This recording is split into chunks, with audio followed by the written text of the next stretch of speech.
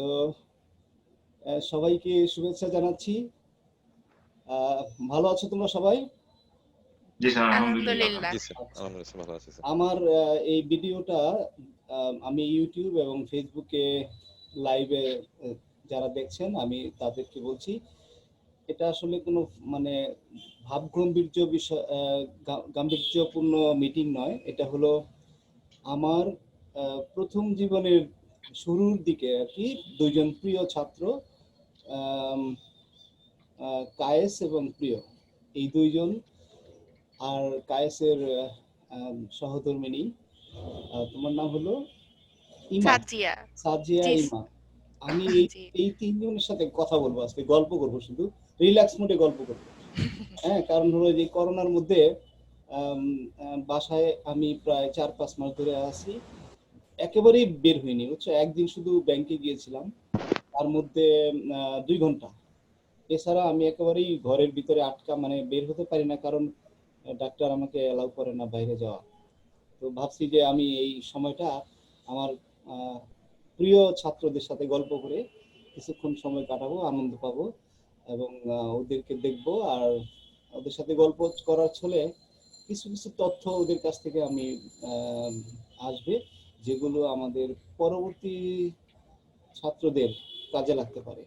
এই জন্য আমার এই গল্প করা আর কি। গল্পের মাধ্যমে জীবনের আম, গতিবিধি তুলে ধরা আর কি, এটা হলো উদ্দেশ্য। তো কায়েস, তোমার পুরো নাম হলো কায়েস মারুফ। পুরো নাম অনেক লম্বা স্যার। আপাতত কায়েস মারুফ হোসাইন পুরো নাম বলা যায়। প্রিয়র, প্রিয়র কিন্তু দেখো, ওর আসল নাম কিন্তু আমি কখনোই উচ্চারণ করতে পারি না। ওর নাম হলো স্যার মাশরিক আহমেদ সালেহ স্যার। ফুল মাশরুক নেম আহমেদ সালেহ। তো আমি ইনফ্যাক্ট ওকে খুঁজতে গিয়ে আমি খুঁজে পাচ্ছিলাম না, প্রিয় দিয়ে দিয়ে সার্চ করতেছিলি। পাওয়া যাচ্ছে না, তো সেটাই পুরো তো। নামটা খেয়াল নাই। আমি কিন্তু ফেসবুকে প্রিয় দিয়ে খুঁজেছি, বুঝছো। স্যার আমার অনেকটা নাম পাই প্রিয় নেই স্যার। যে আমি প্রিয় তো পাচ্ছি না, বুঝছো। আর কায়েস মারুফ তো আমার সাথে প্রথম থেকেই ট্যাগ করা, কিন্তু ওর মারুফ নামটা নাই ওর সাথে, এই জন্য আমি কনফিউজড হয়ে গেছিলাম একবার যে কায়েস মারুফ, মারুফ গেল কোথায়। ওকে তো স্যার স্যার আমরা সবাই মারুফের একটু কলেজে মারুফ হিস্ট্রি বলতাম। ছিল, আচ্ছা, মারুফের একটু হিস্ট্রি ছিল। আমাদের সেকশনে 6 থেকে 7 জন মারুফ ছিল। হ্যাঁ হ্যাঁ। তো পরে এমন কনফিউশন হয়ে যায়, পরে ওইটা বাদ দিয়ে বাকিটা ইউজ করতাম আর কি তখন। আচ্ছা আচ্ছা। তো কায়েসের তুমি একটা এক কাজ করো, প্রিয় আর হলো কায়েস, তোমরা দুইজন আমার উজ্জ্বল নক্ষত্রগুলোর অন্যতম। হ্যাঁ, আমি তো, থ্যাংক আমার ইউ। শিক্ষকতার হলো ধরো 22 বছর চলছে তোমাদের কলেজে, 21 বছর। তো 21 বছরের মধ্যে অনেক ছাত্র, আমি ছাত্রী, অনেক ছাত্র ছাত্রী পাশ করেছে। ওদের অনেকের কথা মনে আছে, আবার অনেকের কথা ভুলে গেছি, বুঝছো, বয়সের কারণে আর কি। তো তোমাদের কথা কিন্তু ভুলি নাই, বুঝছো। তোমাদের প্রতিটি চলাফেরা এখনো আমার চোখের সামনে ভাসে। তোমাদের সাথে ছিল আদি, ছিল না? আদি, আদি ছিল, right? আধাম ছিল, আধাম, আধাম নাম। আধাম স্যার মনে হয় আমাদের সেকশনে ছিল না স্যার, সেকশন বি কে এতে ছিল আধাম মোস্ট মানে প্রবাবলি। ও একটু উল্টা পাল্টা বড় ধরনের চুল রাখতো, আধাম আর কি। জি জি স্যার, ও মনে হয় আমাদের সেকশনে তোমাদের ছিল সাথে ছিল চলতো অরূপ। তাই না? তোমাদের সাথে চলতো না? অ্যাকচুয়ালি স্যার আমাদের সেকশনে যারা ছিল, যারা আমাদের সাথে যারা খাতির ছিল স্যার, মনে করেন নিপুণ ছিল, তারপর ছিল, এক ছেলে ছিল মিথুন, মিথুন কিন্তু চিনিস মারুফ। হুম। তারপর অমি ছিল, রেজওয়ান ছিল, তারপর সাদমুর ফাহিম ছিল, হ্যাঁ হ্যাঁ। আহ, তারপর ছিল, আহ, আমি ওর অ্যাকচুয়াল নামটা ভুলে গেছি, ওকে আমি দুষ্টামি করে যেটা ডাকতাম সেটা মনে আছে। অনেকেই ছিল অ্যাকচুয়ালি, কিন্তু স্যার সত্যি কথা বলতে এখন সবার সাথে কন্টাক্ট খুবই কম। আরেকটা ছেলে ছিল ছোট মতো খাটো, শাওন, মনে আছে? হ্যাঁ হ্যাঁ হ্যাঁ। হ্যাঁ হ্যাঁ, হ্যাঁ। শাওনের সাথে আমি, ওই যে ছোটখাটো ছিল শুকনা করে, হুম। ওর সাথে আমার কয়েকদিন আগে ফেসবুকে অ্যাড হলাম। তো আচ্ছা। সবার সাথে কন্টাক্ট নেই স্যার, বাট অমির সাথে কন্টাক্ট আছে, নাহিয়ান ইসলাম অমি, ও অস্ট্রেলিয়াতে আছে। রেজওয়ান, ও আছে এখন জার্মানিতে। মিথুন এখন আছে হচ্ছে গিয়ে I guess Netherland or Denmark, Scandinavian কোন একটা কান্ট্রিতে, আমি শিওর না। নিপুণ বাংলাদেশে আছে, নিপুণ ভালো চাকরি করছে। সাদ ওমর ফাহিম, আমাদের সাদ 515 মনে ছিল ওর। অ্যাকচুয়ালি আমার খেলে 505 ও সামথিং রোল নাম্বার ছিল ওর। ওর বাবার বিজনেস করছে ভালো মতোই বেশ। তো মোটামুটি স্যার এদের সাথে কন্টাক্ট আছে। কায়েসের সাথে তো আমি জানতাম না যে এনএমএসসি তে আছে। আমি একবার কি এক ভাইয়ের ছেলের বার্থডেতে, হাসান ভাইয়ের বার্থডেতে গেছি আমি। তোদের ভার্সিটির মনে হয় এখানে ফাংশন। তুই বলে আমি বলি কায়েস তুই এখানে কি করিস? আরে তুই এখানে। পরে আমি জানতে পারলাম যে কায়েস এনএমএসসি তে পিএইচডি করতেছে। এই সবকিছুর জন্য তোর নাম রেসপন্সিবল। আচ্ছা লেখা থাকলে আর এত কনফিউশন হতো না। আচ্ছা এখন স্যার ব্যাপারটা হচ্ছে আমার স্কুলের সবাই ডাকে মাসিক, কলেজের সবাই, ভার্সিটির সবাই ডাকে প্রিয়। একটু কনফিউশন হয়ে গেছে আর কি। আর আরেকটা ব্যাপার হচ্ছে ইউএসএ তে আসলে ওরা সাধারণত ফার্স্ট নেম, যেটা নামের প্রথম শব্দ, জি ওইটা পিক করে। তো আমার নামের আগে সৈয়দ আছে, তো ওই জন্য আমি এখন এখানে সৈয়দ। আসলে অফিসিয়ালি সৈয়দ নামেই পরিচিত। আচ্ছা আচ্ছা তো ওরও ওই রকম হিস্ট্রি যে মাশরিক নামে পরিচিত। আচ্ছা হ্যাঁ, সো এটা সবাই হয় কি আর কি। মাসিক নামে চিনে। তো স্যার হ্যাঁ আলহামদুলিল্লাহ ভালোই আছি। আমি আরো কয়েকজনের কথা বলতে পারি স্যার। শিশিরের কথা মনে থাকার কথা। হ্যাঁ শিশুর কথা মনে আছে। শিশিরই করতেছে। শিশির রাইট শিশির রাইট। তো এগ্রিকালচার ইউনিভার্সিটিতে শিক্ষকতা করছিল, এখন অস্ট্রেলিয়ায় পিএইচডি করছে ও। হ্যাঁ ফেসবুকে আর দেখেছি কয়েকদিন আগে হ্যাঁ, আর ছেলে না মেয়ে অন্য হয়েছে মারুফ যারা ছিল এদের মধ্যে একজন আর্কিটেক্ট, আচ্ছা আচ্ছা আরেকজন সাভারের যে আব্দুল্লাহ আল মারুফ, ও হচ্ছে আরএমজি সেক্টরে কাজ করে। আচ্ছা কোন একটা কোম্পানিতে কোয়ালিটি অডিটর ধরনের পজিশনে কাজ করে আর কি। তারপর আরো কয়েকজনকে জানি। মোটামুটি সবাই ভালো অবস্থানে আছে স্যার। ট্রানজিশন ক্যারিয়ার আমাদের তো এখন আসলে একেবারে মোটামুটি প্রোগ্রেশনে থাকার সময়, 29-30 বছর বয়সে। তো ওই হিসাবে সবাই আলহামদুলিল্লাহ ভালো পথে আছে, অন রোড সবাই ভালো অবস্থানে আছে বা যাচ্ছে, এরকম পরিস্থিতি। আচ্ছা আমার আসলে খুব ভালো লাগছে জানো যে তোমাদের ব্যাচটা এত মানে প্রোগ্রেস করছে। তোমাদের ব্যাচটা সবাই ভালো আছে, হ্যাঁ, যাদের সাথে আমার কথাবার্তা হয়েছে সবাই ভালো আছে। এবং তোমরা আম, সেই চেহারা সামান্য পরিবর্তন হয়েছে, মারুফের একটু সামান্য পরিবর্তন হয়েছে, প্রিয় মানে আমি কিন্তু আমার তোমাদের চুল কমে গেছে স্যার, মারুফের চেহারা তেমন পরিবর্তন হয়নি। শুধু আমার যেটা মনে হচ্ছে আমার চুল অনেক পড়ে গেছে, সো এখন আর কি সামনে কোনো চুল টুল নেই। বাট মারুফের সত্যি কথা বলতে আমি ওর চেহারা হালকা একটু হেলদি, হি লুকস হেলদি আলহামদুলিল্লাহ। কি উইক তেমন কোনো চেঞ্জ নেই। যেটাকে বলে উইক নাকি?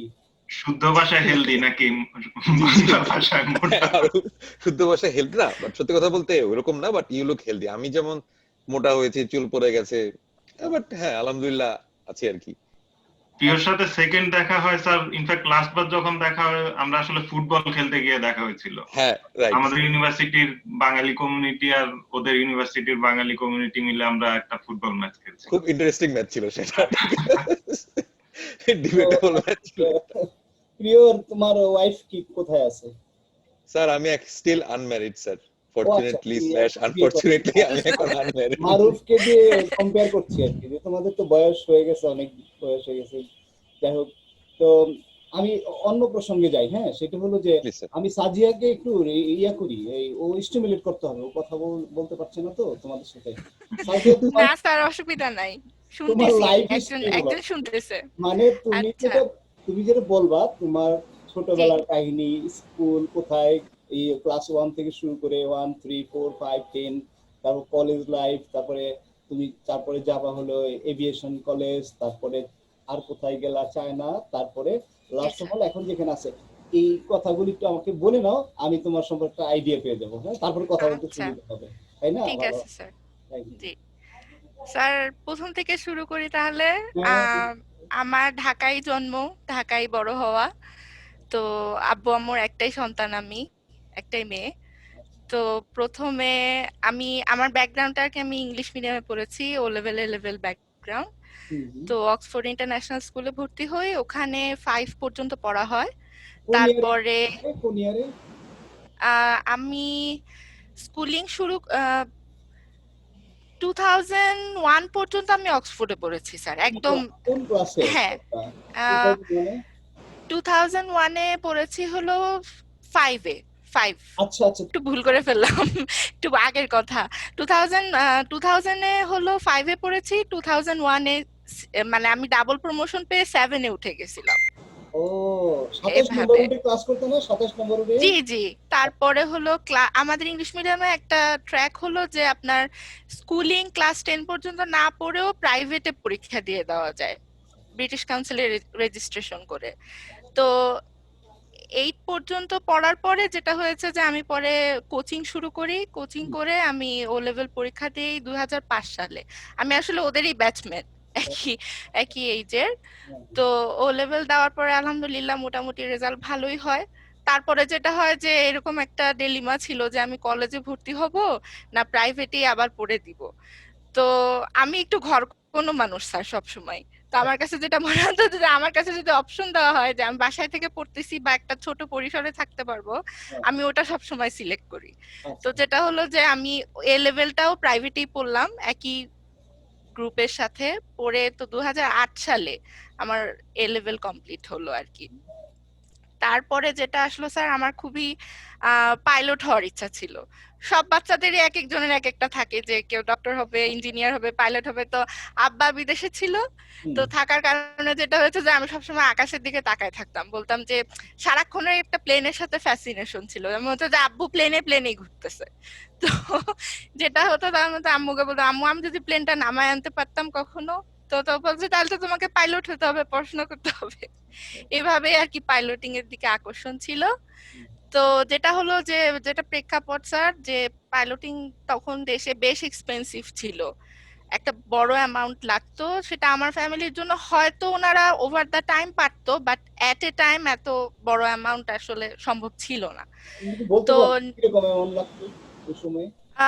ওই সময় স্যার 30 লাখের মতন বোধহয় লাগতো, পিপিএল সিপিএল সহ, তাই না কায়েস? মোটামুটি তো এরকমই ফ্লাইং একাডেমিতে। তো পরে যেটা হলো স্যার, আমাদের ও লেভেল এ লেভেলের একটা কারিকুলাম বোর্ড আছে, এখন হয়তো ওদের নাম চেঞ্জ হয়ে গেছে, তখন ছিল এডেক্সেল নামে, এখন পিয়ারসন হয়ে গেছে বোধহয়। তো ওদের আন্ডারে আমার পড়াশোনা থ্রু আউট। তো যেটা পরবর্তীতে দেখলাম যে ওরাই একটা কারিকুলাম, ওদের আর একটা বোর্ড আছে যেখানে ওরা ভোকেশনাল ট্রেনিং বা কারিকুলাম ডেভেলপমেন্টে কাজ করছে। তো তখন ফার্স্টে একটা পেপারে অ্যাড দেখলাম যে এরকম অ্যারোনটিক্যাল ইঞ্জিনিয়ারিং এর উপরে বাংলাদেশে ফার্স্ট ওপেন হচ্ছে একটা ইনস্টিটিউট, এবং ওদের স্বীকৃতিপ্রাপ্ত, ওদের কারিকুলাম মেনটেন করে এখানে পড়ানো হবে। তো একটা হলো যে আমি এতদিন ওদের সাথেই ছিলাম, ওদের আন্ডারে। তো মানে হলো যে না, ওরা আছে তার মানে I can go over there and start my study. আর যেহেতু পাইলটিং হয়ে উঠলো না শেষমেশ, তো মনে হলো যে না না, the next best thing is to become an aeronautical engineer. তো ফিজিক্স কেমিস্ট্রি ভালো লাগতো। আমার মনে হয় আমার আর যে দুইজন ফ্রেন্ড আছে তাদেরও তাই, আর আপনিও সায়েন্সের টিচার। তো সব মিলায় স্যার যেটা হলো যে শুরু করলাম জার্নি 2008 সালের ফেব্রুয়ারিতে। তো শুরু করার পরে ওখানে ভালোই ছিলাম 1.5-2 বছর গেল। ছোট পরিসরে শুরু হলো, ইউনিভার্সিটি লাইফটা ওইভাবে যে একটা বড় ক্যাম্পাস বা বড় জায়গায় যাওয়া সেটা হয়ে ওঠেনি, কিন্তু এনভায়রনমেন্টটা ছিল যে খুব ছোট পরিসরে, বাট ভালো ছিল ইন্ট্রোডাকশনটা। এভিয়েশনের লোকজন আসতো, আমাদের সাথে কথা বলতো ওভার দ্য টাইম। তারপরে টিচারও এসেছে অনেক ভালো, মোটামুটি বুয়েট থেকেও টিচার এসেছে, আইইউটি থেকে টিচার এসেছে, আমাদেরকে পড়িয়েছে, আমরা ল্যাবও করতে গিয়েছি। তো ফাইনালি 3 বছর যাওয়ার পরে যেটা মনে হলো যে ওয়েল, এখানে পড়াশোনা যাই হয়েছে ভালো হয়েছে, যদি ক্রেডিট ট্রান্সফার করে বাইরে যাওয়া যায় তাহলে হয়তো আরো বেটার হয়, বাইরের একটা ডিগ্রি হলে তো আরো ভালো। তো যেটা করা হলো যে অনেকে ইউকে চলে গেল স্যার আমাদের মধ্যে থেকে। ইউকেতে যে এরকম অপশন ছিল যে আমরা ফাইনাল ইয়ারটা 1 বছর যদি বাইরে করি তাহলে আমরা আমাদের ডিগ্রিটা ওখান থেকে আসবে, ইউকের কলেজ থেকে। তো আবার সেই চলে আসলো টাকার amount, UK was quite expensive. So যেটা করা হলো যে তাহলে এরকম অপশন চিন্তা করতে করতে পরে দেখা গেল যে চায়নায় আমাদেরকে একটা এন্ট্রি দিল, যে 2 বছর আমরা ওখানে পড়লে আমাদেরকে ওরা ডিগ্রি দিবে, বিএসসি ইন অ্যারোনটিক্যাল ইঞ্জিনিয়ারিং, বিইঞ্চ দিবে। তো পরে কায়েস আসলে প্রথমে গিয়েছে ওখানে, ওই ফার্স্ট আমাদের ব্যাচ থেকে যাওয়ার। তো তারপরে মনে হয় আমি সেকেন্ড গিয়েছিলাম, তাই না কায়েস? হ্যাঁ। তো ওখানে যাওয়ার পরে স্যার 2 বছর পড়েছি। আর যাওয়ার পরেই যেটা মনে হয়েছে স্যার ওটা আসলে আমাদের বেস্ট এক্সপিরিয়েন্স ছিল, আমাদের ডিসিশনটা ভালো ছিল, কারণ it was quite a big university, টিচাররা ভালো ছিল। অনেকেই একটা জিনিস মনে করে যে চায়নায় গেলে চাইনিজ ভাষার জন্য প্রবলেম হবে, ব্যারিয়ার হবে। I never face that.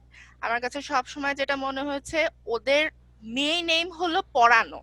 তো ওরা ভাষা হোক, বডি ল্যাঙ্গুয়েজ হোক, যেভাবেই হোক, স্টুডেন্টের যদি আগ্রহ থাকে তারা 100% দিবে, মোর দেন 100% আমি বলবো। এবং আমি একজনও টিচার পাইনি ওভার দিস 2 ইয়ার্স টাইম যে ডেডিকেটেড না। তো ওখানে যাওয়ার পরে আলহামদুলিল্লাহ ভালো এক্সপিরিয়েন্স ছিল। স্টাডি অ্যাব্রোডও একটা ব্যাপার হলো। তারপরে তো ডিগ্রি নিয়ে ফিরলাম আল্লাহর রহমতে। বছর খানিক দেশে টিচারিও করেছি, যে কলেজ থেকে পড়েছিলাম ওই কলেজেও, প্লাস ওইরকম আরো একটা ইনস্টিটিউট হয়েছে, অ্যারোনটিক্যাল ইনস্টিটিউট অফ বাংলাদেশ, ওটাতেও টিচার হিসাবে ছিলাম। তারপরে হলো আমার কানাডা যাওয়ার দিকে আসলে বায়াস ছিল, একটু সেটেলমেন্টের জন্য, পিআর এর জন্য, কারণ আমার অনেক কাজিন আসলে ওখানে থাকেন। তো আব্বা আম্মাও বলছিল, তো কোনো কারণে কানাডায় আমার অ্যাডমিশন হয়নি end of the day. USA তে জাস্ট বাই চান্স বলা যেতে পারে, আব্বা বললো যে তুমি ইউএসএ তে একখানে অ্যাপ্লাই করো। তা আমি বললাম না, ইউএসএ অ্যাপ্লাই করবো, ইউএসএ জিআরই লাগে, টোফেল লাগে, তা আমার তো জিআরই টোফেল দেওয়া নাই এখন। তারপরে বললো আচ্ছা, পরে বললাম আচ্ছা ঠিক আছে, দেখি আমার কারিকুলামের সাথে কি অ্যাটাচ হয়। তখন দেখলাম ইন্ডাস্ট্রিয়াল ইঞ্জিনিয়ারিং মোটামুটি আসলে একটা ওয়াইড ফিল্ড, এখানে স্পেসিফিক কিছু না, জেনারেলাইজড ফিল্ড। তো অ্যাপ্লাই করলাম স্যার নিউ মেক্সিকো স্টেট ইউনিভার্সিটিতে, তো অ্যাডমিশন হয়ে গেল। অ্যাডমিশন হওয়ার পরে ওরা আর কি আমাকে প্রথম সেমিস্টারে অ্যাসিস্ট্যান্টশিপ দেয়নি, ওরা হলো আমাকে টিউশন ওয়েভার দিয়েছিল। তো যেটার কারণে আমার 70% টিউশন ওয়েভার হওয়ার কারণে বছরে যেটা 15,000 টিউশন ফি ছিল এক বছরে, সেটা 5,000-এ নেমে আসলো, পার সেমিস্টার 2,500-এর মতন। তো I took a chance and said okay, I got it. So আলহামদুলিল্লাহ আগায় যাই। তো ভিসা ইন্টারভিউতে যখন যাব তখন সবাই বলতেছে তুমি কয়টা অ্যাপ্লাই করছো, আপনি কয়টা অ্যাপ্লাই করছেন, কয়টা হয়েছে, কয়টা হয় নাই। আমি একটাই অ্যাপ্লাই করছি, আমি জানি না দিবে কিনা ভিসা। তো গেলাম, ভিসা ইন্টারভিউ হলো, আলহামদুলিল্লাহ ভিসা পেয়ে এখানে আসলাম।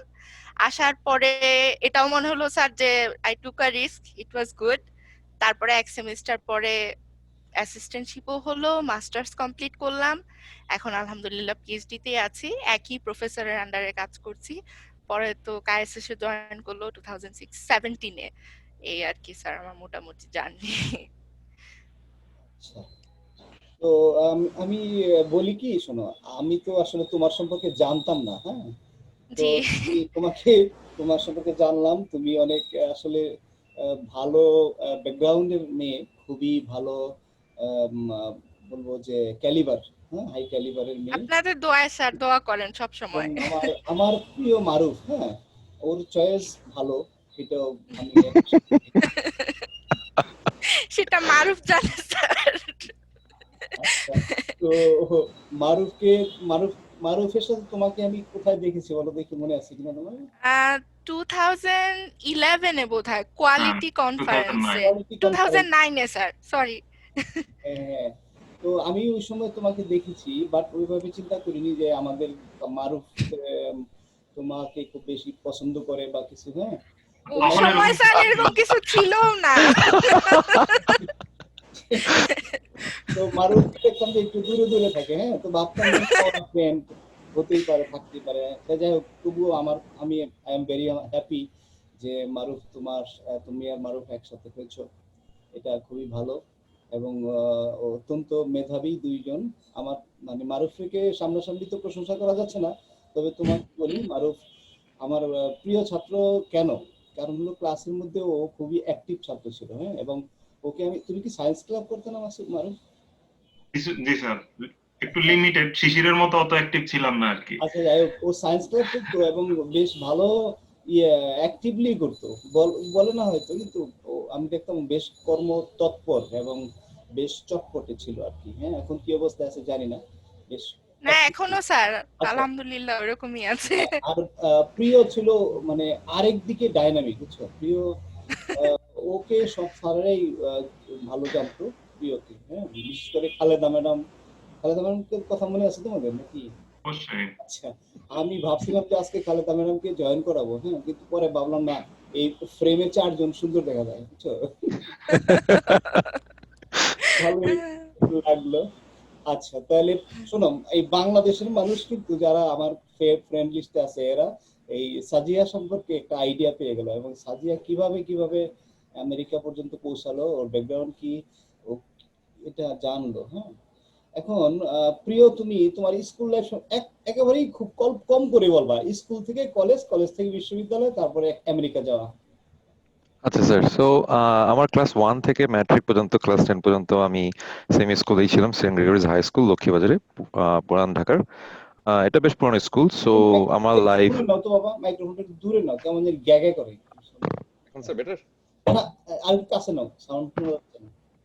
এখন হ্যাঁ, sir? Fine fine. Okay. So sir, আমার স্কুল ক্লাস 1 থেকে 10 পর্যন্ত সেম স্কুলেই ছিলাম আমি, সেন্ট গ্রেগরিজ হাই স্কুল, পুরান ঢাকা মিশনারি স্কুল। সো আমি 2005-এ ম্যাট্রিক, আমার এসএসসি শেষ করি। তারপর ফরচুনেটলি বাংলা রাইফেলসে আপনাদের কাছে, আপনারা কলেজে অ্যাডমিশন দেন। কায়েসের সাথে অন্যান্য বন্ধুদের সাথে পরিচয় হয়। 2008-7-এ আমার এইচএসসি পাস হয়। তো তারপর আমি অ্যাকচুয়ালি গভর্নমেন্ট ইউনিভার্সিটিতে বেশি অ্যাপ্লাই করি নাই। আচ্ছা আচ্ছা। আমি দিয়েছিলাম আইবিএতে, এটা হয়নি। আর দিয়েছিলাম রাজশাহীতে। এখন বন্ধুরা গিয়েছিল তো সাথে, আর কি লতে দিয়েছিলাম। পরে যেহেতু বাসা থেকে মানেনি যে রাজশাহীতে ল পড়তে দিবে, সো ওখানে আর ভর্তি হয়নি। তো নর্থ সাউথ ইউনিভার্সিটিতে 2008 ফার্স্ট অ্যাডমিশন হলো, আর বুয়েট বলে, সরি, ব্র্যাক অ্যাডমিশন হয়েছিল। বাট আমি চিন্তা করলাম যে নর্থ সাউথ একটু রিনোন, পুরানো, so North South electrical engineering এ প্রথমে ঢুকেছিলাম আমি।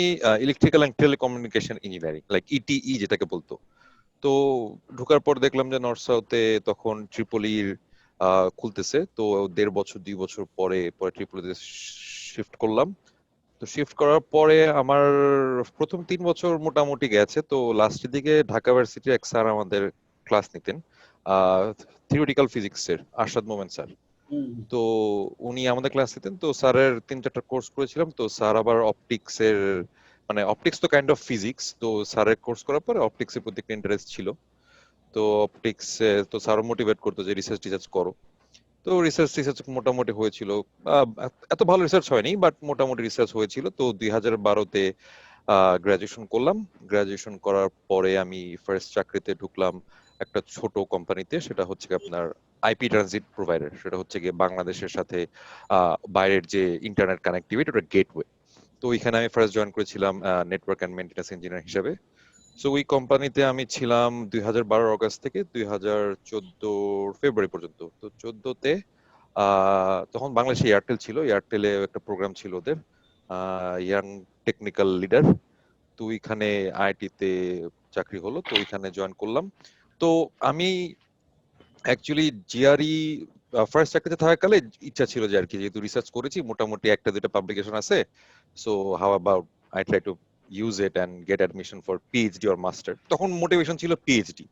তো তখন জিআরই দিয়েছিলাম 2014 ফার্স্টের দিকে, টোফেলও দিয়েছিলাম 2013 লাস্টের দিকে। মোটামুটি স্কোর ছিল, এত আহামরি ভালো স্কোর ছিল না, 310-এর মতোই ছিল জিআরই।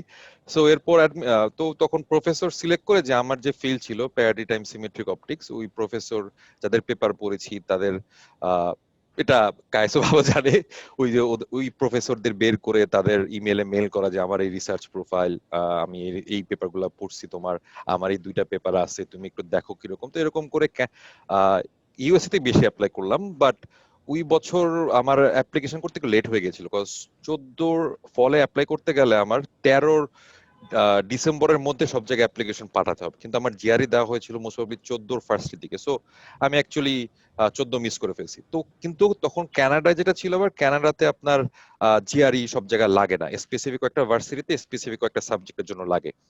তো তখন আমি একটা প্রফেসর দেখলাম যে একটা ভার্সিটি ছিল, ইউনিভার্সিটি অফ ব্রিটিশ কলাম্বিয়া, ওইখানে এক প্রফেসরকে ফরেন রিজন মেল করেছিলাম। তো সে ইন্টারেস্টেড হয়েছিল। তো পরে দেখলাম যে সে ফান্ড দিয়েছে, বাট ফুল ফান্ডেড না, 70% কি 80%। তো যেটা করলে দেখা গেল যে বছরে আমার কত লাগবে, লিভিং কস্ট এবং টিউশন কভার করতে হয়তো বা প্যারেন্টস এর আমার 3-4 লাখ টাকা দেওয়া লাগবে। তো আমি চিন্তা করলাম যে আচ্ছা, sounds like a good deal. আর ইউনিভার্সিটি যেহেতু ভালো এবং এটা master, so I will get some time to decide যে আমি এরপরে পিএইচডি পারসু করতে পারবো, চাই নাকি না। মাস্টার্স করে রিসার্চ করে একটা আইডিয়া পাওয়া যাবে। এবং সেটা ছিল কানাডাতে 2 রকমের ডিগ্রি আছে, একটা হচ্ছে এমইঞ্চ আর একটা হচ্ছে এমএস। সো এই মিনসটা হচ্ছে টোটালি কোর্স বেসড, ওইটাতে কোনো রিসার্চ লাগে না, ওরা ছোট একটা সামারের মধ্যে ইন্টার্নশিপ করে মনে হয়। আর এমএসটা হচ্ছে টোটালি রিসার্চ বেসড, ক্রেডিটটা হচ্ছে total research based. And after then that তো অফার পেলাম। তো ওই প্রফেসর বলল যে হ্যাঁ 70% কভার হবে টিউশন আর লিভিং কস্ট, বাসা থেকে কিছু টাকা না লাগবে। তো আমি আমার চাকরিতে রিজাইন ডিজাইন দিয়ে ভিসা টিসা হলো, ভিসা নিজেই অ্যাপ্লাই করেছিলাম। তখন ছিল কানাডার ভিসা অ্যাপ্লাই করতে হতো ভিএসএফ এর, ভিএফএস অর ভিএফএস থ্রুতে কানাডা, Yes. রাইট। তো আলহামদুলিল্লাহ ভিসাও হলো, কোনো ঝামেলা নেই। কানাডা যেটা ইন্টারেস্টিং ব্যাপার হচ্ছে, কানাডা অথবা অস্ট্রেলিয়ার ভিসা ফেস করতে গেলে মানে এজেন্সি মানে এম্বাসির সাথে কোনো ফেস হওয়া লাগে না, ওরা পাসপোর্ট নিয়ে সিঙ্গাপুর পাঠায় দেয়, সিঙ্গাপুর থেকে রেজাল্ট আসে। তো আল্লাহর মধ্যে কোনো ঝামেলা হয়নি। তো চাকরিতে রিজাইন দিলাম 14 লাস্টের দিকে, 14 লাস্টে গেছে। সো আমার পরে আমি 14 ক্রিসমাসের কয়েকদিন পরে আমি কানাডা পৌঁছালাম, 31st এর আগের দিন মোস্ট প্রবাবলি। তো ইউনিভার্সিটি ভালো ছিল, প্রফেসরও হাইলি কোয়ালিফাইড ছিল, বাট ফর সাম রিজন তার সাথে আমার রিসার্চ অথবা ফর সাম রিজন ম্যাচ করেনি। তো আমি যেটা ডিসাইড করলাম যে, সে আমাকে বলছিল যে তুমি এমএস থেকে এম ইনজেক্ট চলে যেতে। আমি যেটা চিন্তা করেছিলাম যে আমার মেন টার্গেট হচ্ছে রিসার্চ করা, সেটা যেটা মাস্টার্সে করি আর পিএইচডি তে করি। তো এম ইন যে অ্যাকচুয়ালি রিসার্চের কোনো চান্স নাই, সেটা হচ্ছে টোটালি কোর্স বেস। সো আমি পরে তার সাথে কথা বলে যে আমি তাহলে, যেহেতু তোমার সাথে আমার হচ্ছে না, এবং ওইটা ছিল ইউনিভার্সিটি ব্রিটিশ কলাম্বিয়া যে ক্যাম্পাস ছিলাম, ওইখানে অপটিক্স আর কোনো প্রফেসর ছিল না, আর যারা ছিল তারা স্টুডেন্ট নিচ্ছিল। তো আমি তার সাথে কথা বলে যেটা বললাম যে তাহলে আমি এই সেমিস্টারটা করে I will think about, I will let you know যে আমি ফার্দার কন্টিনিউ করতে চাই নাকি এমএস। তো পরে আনফরচুনেটলি আমি 2015-তে এক সেমিস্টার করে বাংলাদেশে এপ্রিলের লাস্টে ফাইনাল পরীক্ষাতে চলে আসছি। তো চলে আসার পরে তখন আর মোটিভেশন ছিল না সত্যি কথা বলতে, যে আবারও বাইরে যাব সামথিং, অথবা কিছু একটা করতে যাব। তো পরে দেশে আসলাম, দেশে বেশ কয়েকদিন চিন্তা করলাম যে কি করতে চাই লাইফে। তো তখন আবার আরেকটা জায়গা ওপেনিং পেলাম, স্ট্যান্ডার্ড চার্টার্ড ব্যাংকে as a network engineer. Interview দিলাম 15 সেপ্টেম্বর অক্টোবরের দিকে, আলহামদুলিল্লাহ অফার পেলাম। ভালো চাকরি, কোম্পানিও ভালো, খারাপ না। আর যে কাজ ওইটা প্রিটি মাচ যে কাজ আমি সারা জীবন করে আসছি। তো যেটা একটা সমস্যা ছিল সেটা হচ্ছে যে যখন আমি ইউএসএ তে অ্যাপ্লাই করেছিলাম 14-তে, তো আমরা যখন রিসার্চ করেছিলাম দুই রিসার্চ গ্রুপে, মানে আমাদের গ্রুপে দুইজন ছিলাম আমরা। তো একটা প্রফেসর আমার 14তেই অ্যাডমিশন হয়েছিল, বাট আমি যাইনি বিকজ ভার্সিটি এত ভালো ছিল না। ইউনিভার্সিটির নাম মানে আমার কাছে মনে হয়েছিল আর কি, আমি ইউনিভার্সিটির নাম না বললাম। তো পরে প্রফেসরকে নক করলাম 15 লাস্টে কি অফার এখনো আছে নাকি না। তো বললো যে আমাকে জানাবে। তো ও স্টুডেন্ট, আমার যে ফ্রেন্ড ছিল আমার গ্রুপে, ও ওকে মনে হয় আপনিও যাক, তো হয়ে পজিশন হয়ে গিয়েছে। তো আমি আর পরে আমাকে জানাবে বললো। পরে আমি চিন্তা করলাম যেহেতু অ্যাপ্লাই করছি, জিআরইও আছে, টোফেলের স্কোরও এখনো ভ্যালিড আছে, তো আরো 2-3টি স্কুলে অ্যাপ্লাই করেছিলাম। তো দুইটি স্কুলের মধ্যে একটা ছিল জার্মানিতে আর একটা ছিল ইউএসএ তে। তো ইউএসএ তে আমার এক পরিচিত ভাই ছিল আমাদের, ইউনিভার্সিটি অফ টেক্সাস এল পাসোতে। তো বলতেছিল যে তুমি তো ইলেকট্রিক্যালে, তো আমাদের এখানে একটা প্রোগ্রাম আছে কম্পিউটেশনাল সায়েন্স প্রোগ্রাম, টোটালি হচ্ছে programming based, math and programming based আর কি, ম্যাথমেটিক্যাল প্রবলেম কেমনে কোডিং করে সলভ করা, এটা অ্যাপ্লাই করতে পারো। ইটস কোয়াইট ইন্টারেস্টিং বাট একটু হার্ড, ম্যাথ ফোকাস। তো অ্যাপ্লাই করলাম, আলহামদুলিল্লাহ দেখা গেল যে ফান্ড টান সবই হয়ে গেল খুব তাড়াতাড়ি। তো 16 এপ্রিলের দিকে অফার লেটার পেয়ে গেলাম, টিও পেয়েছিলাম। 2 বছরের জন্য সুবিধা ছিল যে ওরা টিএ দিয়ে দিত, মানে প্রোগ্রামটা নতুন, তো ওরা 2 বছরের জন্য একবারে টিও অফার করতো। তো আলহামদুলিল্লাহ হলো, তো ভিসা হলো। পরে 16-তে আসলাম, ক্লাস শুরু করলাম। তো আমার যে ফার্স্ট কোর্স ছিল, এখানে আমার এক প্রফেসর যে ছিলেন, আহ, উনি ছিল আমাদের ফার্স্ট কোর্স নিয়েছিলেন, ডক্টর জ্যাং। তো ওনার রিসার্চ ভালো লাগলো, তো ওনার সাথে এক সেমিস্টার পরে গিয়ে কথা বললাম যে তোমার রিসার্চ তো আমার ভালো লাগছে, তো আমি তোমার সাথে কাজ করতে পারি না কিনা। তো বলছে ঠিক আছে, আপাতত তুমি তাহলে আমার কয়েকটা পেপার টেপার পড়ো। তো 1-2 মাস পরে সে আমাকে অফিসিয়ালি আরে দিল। তো তখন চিন্তা করছিলাম যে কনফিউশনে ছিলাম একটু, যে মাস্টার্স করবো নাকি পিএইচডি তো মানে কন্টিনিউ করা যায়, সেম প্রোগ্রামই পিএইচডি ছিল।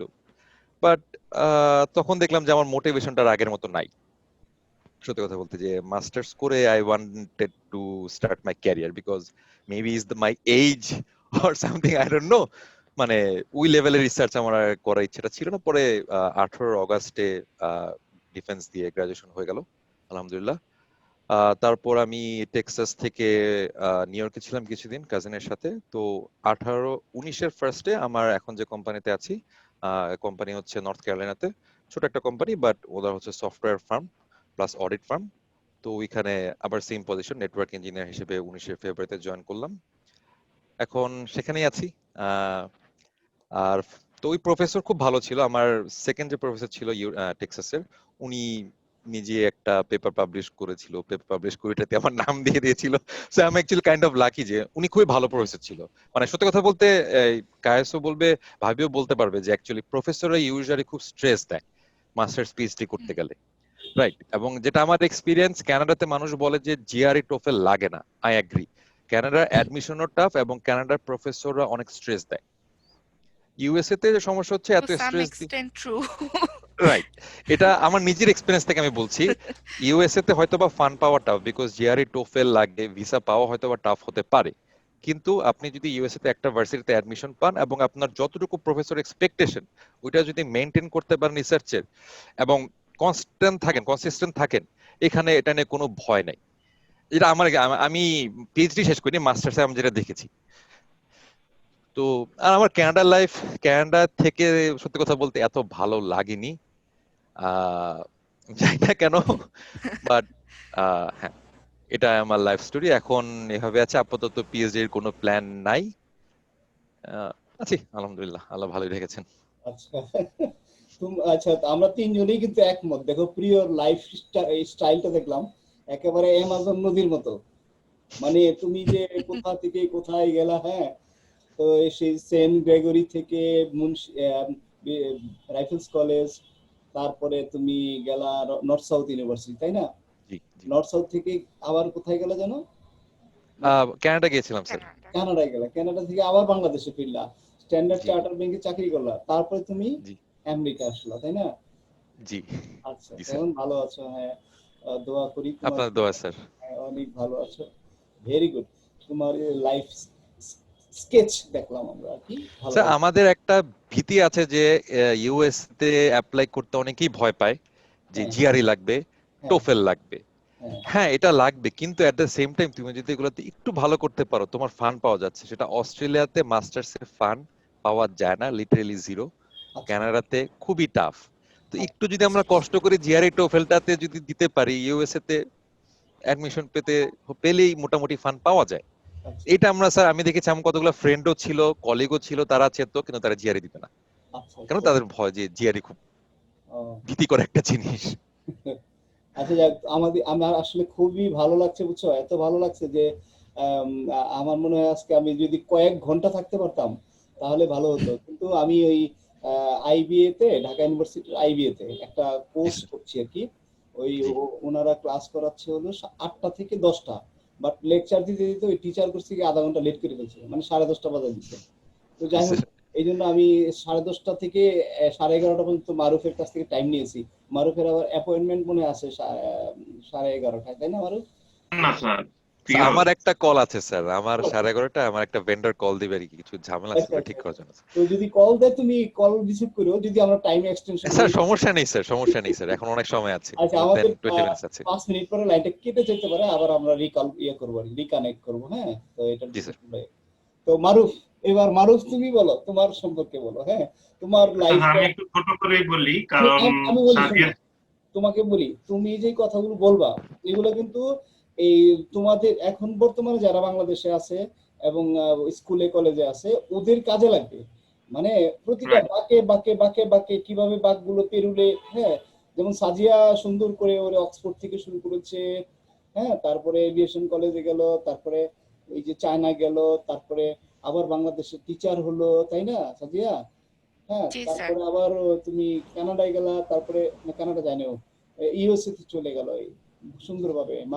প্রিয় বলেছে, তোমরা ওইভাবেই কথাগুলো বলো, হ্যাঁ। মারুফও বলো, একবার স্কুল থেকে শুরু শিওর। করবা। হ্যাঁ, ঠিক আছে, থ্যাংক ইউ। আচ্ছা স্যার, আমার শুরুটা একটু ডিফারেন্ট। হ্যাঁ, আমি ফেনীতে একটা মফস্বল স্কুলে পড়াশোনা করেছি প্রথমে। ওকে। তো রেজাল্ট ভালো হওয়ার পর আম, আমার সাথে আসলে আমার ফুল ফ্যামিলি মুভ করে ঢাকা চলে আসে। টাইম বলো, টাইম লাইন বলো। সেটা 2005-এর কথা স্যার। তো 2005-এ আসার পর তো আপনাদের সাথে পরিচয়, রাইফেলসে মোটামুটি 2 বছর ভালোই কাটলো। তারপর 2007-এ এইচএসসি পরীক্ষা দিলাম, আলহামদুলিল্লাহ রেজাল্টও ভালো হলো। এবং তারপরে যেটা হচ্ছে আসলে একটু ভিন্নধর্মী কিছু করারও ইচ্ছা ছিল, সাথে আম, সবার এক্সপেকটেশন, রেজাল্ট ভালো হলে যেটা হয় যে সবার একটা এক্সপেকটেশন তৈরি হয়। তো সেই এক্সপেকটেশন থেকে বিভিন্ন জায়গায় চেষ্টা করলাম। একটা আইডিয়া ছিল হচ্ছে আর্ম ফোর্সেস মেডিকেল কলেজ, যে বাংলাদেশে মিলিটারি ক্যারিয়ার অনেক ভালো, প্লাস ফ্যামিলির এক্সপেকটেশন মেডিকেলে পড়াশোনা করলে ভালো হবে। তো দুইটা মিলিয়ে ওইদিকে মোটামুটি অনেক দূর আগালাম, কিন্তু শেষ পর্যন্ত আইএসএসবি তে রিজেক্টেড ছিলাম আর কি আমি। তো এর মধ্যে যেটা হয় যে অনেকটা লম্বা সময় এর পিছনে চলে যায়, প্রায় 2-3 মাসের বেশি। এর মধ্যে অন্যান্য অ্যাডমিশন টেস্ট যেগুলো ছিল ওটাতে আসলে আমি খুব ভালো প্রস্তুতি নিতে পারিনি। তো এসব টেস্ট তো আসলে প্র্যাকটিস না থাকলে অত ভালো করা যায় না। তো তারপরও আমি টুকটাক কয়েকটা সরকারি বিশ্ববিদ্যালয়ে সুযোগ পেয়েছিলাম, কিন্তু পছন্দের সাবজেক্ট আসলে পাইনি কোথাও। তো তারপর যেটা হয়, সাজিয়ার মতো আমিও ওই বাংলাদেশের একটা প্রতিষ্ঠানে অ্যারোনটিক্যাল ইঞ্জিনিয়ারিং পড়ার জন্য ভর্তি হই। এরপরের স্টোরিটা স্যার একটু সিমিলার। তবে আমার ক্ষেত্রে যেটা ছিল, আমরা যখন 3 বছর পড়াশোনা করার পরে, এই 3 বছরের মধ্যে আমরা আবার 6 মাস সৌদি এয়ারলাইন্সে ইন্টার্নশিপ করেছিলাম। বাংলাদেশে এভিয়েশন ইন্ডাস্ট্রিটা ইঞ্জিনিয়ারিং রিলেটেড কাজ আসলে মূলত এয়ারক্রাফট মেইনটেনেন্স রিলেটেড কাজ হয়। কখন করলাম কাজটা? এটা 2011 সালে 2011 সালে ইন্টার্নশিপটা করি, এবং ওটাতে মোটামুটি খুব ভালো আইডিয়া হয় যে কি ধরনের কাজ আসলে বাংলাদেশে হয়। কারণ এভিয়েশন, অ্যারোস্পেস, অ্যারোনটিক্যাল এইভাবে কথা বললে যেটা হয় যে এটা অনেক ব্রড একটা এরিয়া, মানে এটা নিয়ে কথা বললেই 2-3 ঘন্টা পার করে দেওয়া যাবে। তো নিজেদের রিয়েলিটিটা দেখলাম যে আসলে কি ধরনের কাজ করতে হবে বা কি পরিস্থিতি। ওই সময় আমরা একটা সুযোগ পেলাম যে চায়না ক্রেডিট ট্রান্সফার করে আমরা সরাসরি ইউনিভার্সিটিতে ডিগ্রি কমপ্লিট করতে পারবো। তো এটা একটু আমার জন্য রিস্কি ছিল আসলে, কারণ আমার আগে কেউ এটা করে নাই, এবং ওখানে যে যাব এটা আসলে সবকিছু শোনা যাচ্ছে। আমরা ওয়েবসাইট চেক করলাম, সরাসরি ইউনিভার্সিটির সাথে ইমেলে কথা বললাম, ফোন দিয়ে কথা বললাম। তারপরও একটা অজানা ভয় ছিল যে আসলে কেউ তো আমাকে ওখানে অ্যাসিওর করছে না। পুরোপুরি ফ্যামিলির ছায়া থেকে বের হয়ে, পরিচিত গণ্ডি থেকে বের হয়ে পুরোপুরি একটা আননোন সিচুয়েশনে যেতে হবে, যেখানে আসলে ভালো হতে পারে, আবার খারাপ হলে আমাকে কেউ খুঁজে পাবে না, এরকম একটা ব্যাপার। রিস্কি জার্নি আর কি, আননোন। রাইট রাইট, তো ফিয়ার অফ আননোন যেটা বলে আর কি। তো তারপর গেলাম ওখানে। প্রথম কিছুদিন পরে দেখলাম যে ওখানে আসলে আরো কিছু বাঙালি স্টুডেন্ট ছিল, মাস্টার্সের কয়েকজন ছিল, ওনারা অন্য সাবজেক্টে পড়াশোনা করছিল। অ্যারোনটিক্যাল ইঞ্জিনিয়ারিং এ আরো কয়েকজন ছিল যারা আসলে আমার জুনিয়র ছিল, ওরা প্রথম থেকে। স্যার যেটা বলছিলাম, ওখানে যাওয়ার পরে আরো কিছু 4-5 জন বাঙালি ছিল। ওই সময় এই সাইজটা অনেক ছোট ছিল আর কি। তো তারপর 2 মাস পরে সাজিয়াও ওখানে আসে। আমাদের সময়ে যেটা ছিল, আমরা আসলে ইভ্যালুয়েশনটা করছিলাম যে ইউকে বা ইউরোপ বেসড পড়াশোনার সাথে, কারণ আমাদের কারিকুলামটা এক্সেলের সাথে ছিল। তো ইউকে তে এটার অ্যাকসেপ্টেবিলিটি বেশি ছিল, ওই কারণে ইউকের প্রতি ইনক্লিনেশনটা আসলে। তো এখন আমরা এরকম একটা স্কেল কম্পেয়ার করছিলাম যে ইউকে তে আমার শুধু টিউশন ফি বছরে 10 থেকে 12 লাখ টাকা লাগবে, শুধু tuition fee. And then living expense, যেটা হয়তো আমি কাজ করে কভার করতেও পারি, আবার ওখানেও সাপোর্ট লাগতে পারে। তাহলে 2 বছর যদি আমি ইউকে তে পড়াশোনা করি, আমার প্রায় 20 থেকে 25 লাখ টাকা শুধু টিউশন ফি বাবদ লাগবে, যেটা আসলে আমার ফ্যামিলি থেকে পুরোপুরি বেয়ার করতে হবে। এবং 2011 সালের দিকে, ওই সময় আসলে ইউকে তে প্রচন্ড ক্রাইসিস ছিল। রিসেশনের কারণে ইন্টারন্যাশনাল স্টুডেন্টদের বিভিন্ন সুযোগ সুবিধা বন্ধ করে দিয়েছিল ওরা। একটা ইনফ্লাক্স তৈরি হয়েছিল, অনেক বেশি স্টুডেন্ট যাচ্ছিল, সেই অনুপাতে ওরা ইউনিভার্সিটি গুলাতে পড়াশোনা করতে পারছিল না, জব পাচ্ছিল না। তারপর পড়াশোনার পরে কাজ করার যে সুযোগ, সেটা ইউকে তে বন্ধ করে দিয়েছিল ওই সময়। তো ইউকেটা একটু টাফ ডিসিশন ছিল আসলে, বিশেষ করে আমাদের মতো সাধারণ পরিবার, যেটা একেবারে উচ্চবিত্ত হলে সেটা ভিন্ন কথা, কিন্তু মধ্যবিত্ত, উচ্চ মধ্যবিত্ত বা নিম্ন মধ্যবিত্ত এই ক্যাটাগরিটাতে আসলে খুব একটা ভালো ডিসিশন ছিল না ওই সময় ইউকেতে পড়তে যাওয়া। তো এটার সাথে আমরা যেটা কম্পেয়ার করছিলাম চায়নায় আমার বছরে আমার টিউশন থাকা খাওয়া মিলিয়ে আমার 5 লাখ টাকা ক্রস করবে না। তো 2 বছরে আমি 10 লাখ টাকায়, এটা কিন্তু ইউকের 1 বছরের টিউশন ফি শুধু। সে একই খরচে আমি এখানে 2 বছরে থাকা খাওয়া সহ আমার হোল লিভিং এক্সপেন্স খুব ভালোভাবে কাটিয়ে দিতে পারবো, এবং সেটা কোয়ালিটি লাইফে। ইউকেতে যেটা হচ্ছে আমি টাকা সেভ করার জন্য হয়তো অনেক স্ট্রাগল করতে হবে, আমি অনেক লোকের সাথে রুম শেয়ার করে থাকতে হবে, অনেক ইউটিলিটি সার্ভিস আমি ইউজ করবো না। হয় যে এখানে আমি ডরমিটরিতে 2 জনের রুমে এসি টেসি সহ মোটামুটি আমাদের বাংলাদেশে যেটাকে মোটামুটি ফুল ফ্লেজেড লাইফ বলে ওই স্টাইলেই সেম 1 বছরের টিউশন ফিতে আমি 2 বছর চালাতে পারছি। তো ফাইন্যান্সিয়াল রিজনটা একটা বড় কারণ ছিল যে কেন ইউরোপিয়ান বা নর্থ আমেরিকান স্কুল পার্সু না করে আমি চায়না গেলাম, এটা একটা বড় কারণ। কোয়ালিটিটা নিয়ে অ্যাসুরেন্স ছিল না কোনো জায়গা থেকে যে কেমন হবে, কিন্তু মোটামুটি কথাবার্তা বলে এখানে চেক করার একটা উপায় হচ্ছে যে কনসিস্টেন্সি, যে আমি 10 জন লোকের সাথে কথা বললাম, 10 জনের কথা আসলে কিরকম মিললো। যদি এমন হয় যে আমি কথা বললাম একজনের সাথে, সে একরকম কথা বললো, ওয়েবসাইটে আমি টোটালি ডিফারেন্ট জিনিস দেখছি, কিংবা ইনফরমেশন গুলো ক্লিয়ার না, খাপ ছাড়া ইনফরমেশন পাওয়া যাচ্ছে, এসব ক্ষেত্রে রিস্কের পরিমাণটা আরো বাড়ে। তো আমি মোটামুটি কনসিস্টেন্ট ইনফরমেশন পেলাম। তারপরও একটা ব্যাপার যে কেউ আমাকে এই কথাটা বলার ছিল না যে চলে আসো, সমস্যা নেই, আমরা আছি, এটা ভালো চলছে, এই কথাটা আমি আসলে কারো কাছ থেকে পাইনি। একটা ব্যাপার এটা। হ্যাঁ, তো প্লাস চায়না নিয়ে একটু স্কেপটিক্যাল ব্যাপার ছিল। ফ্যামিলি বলি, সোসাইটি বলি, ফ্রেন্ড সার্কেল বলি, কথা বলতে গেলে এটা একটা কমন এক্সপ্রেশন যে চায়না যাবি, এটা স্বাভাবিক, অজানার কারণে এই জিনিসটা হয়েছে আসলে। তো এই পার্টটাতে আমি আসলে একটু রিস্ক নিয়েছি সত্যি কথা বলতে। বেস ছিল যে ইনফরমেশন কনসিস্টেন্ট ছিল, দেন আমি গেলাম, যাওয়ার পরে 2 মাস পরে সাজিয়ে আসলো। এরপরে আসলে আমাদের আরো 3-4 জন ফ্রেন্ড ওখানে মুভ করে। হোপফুলি হয়তোবা কারণটা এটা যে অলরেডি কেউ গেছে ওখানে, there is someone to assure us, এটা হয়তো একটা রোল ওদের জন্য প্লে করে থাকতে পারে। তো তারপরের এক্সপিরিয়েন্সটা আসলে ভালো ছিল। খুব কনভেনশনালি বাংলাদেশের একটা ইউনিভার্সিটিতে যেভাবে ক্লাস হয়, পড়াশোনা করবেন, পরীক্ষা দিবেন, সিম্পলি ট্রেডিশনাল ইউনিভার্সিটি কালচার। এখানে খুব অতিরিক্ত ইনোভেটিভ কিছুও নাই, আবার ভালো খারাপ সব দিক থেকে একেবারে অতিরিক্ত পর্যায়ে কিছু নেই। ট্রেডিশনাল ইউনিভার্সিটি, ক্লাস করবেন, পরীক্ষা দিবেন, প্রজেক্ট করবেন, গ্রাজুয়েট হবেন। তো লাস্টের দিকে গিয়ে যেটা হয়, আমি স্যার ভালো জানবেন বা প্রিয় আরো ভালো জানবে, এখন আমাদের এখনকার যে পড়াশোনার স্টাইলটা, স্পেশালি ইঞ্জিনিয়ারিং এ ফাইনাল ইয়ার প্রজেক্টটা আসলে আপনার ফিউচার ক্যারিয়ার কি হবে এটাতে অনেকটা কন্ট্রিবিউট করে। প্রিয় ওই কথা বলছিল আসলে যে ওই প্রজেক্টে কাজ করতে গিয়ে এই জিনিসটা পরে কি করবে, এটা ডিসিশনটা ওখান থেকে এসেছিল। সাজিয়ার ক্ষেত্রে একই কথা প্রযোজ্য। আমার ক্ষেত্রে যেটা হয়, আমি এরোস্পেসেরই একটা কম্পোজিট ম্যাটেরিয়ালের প্রবলেম নিয়ে কাজ করি, কিন্তু ওই কাজ করতে গিয়ে আমরা যেসব মেথড ইউজ করছি, টেকনিক, সেগুলো আসলে ইন্ডাস্ট্রিয়াল ইঞ্জিনিয়ারিং এর এস্টাবলিশ টেকনিক।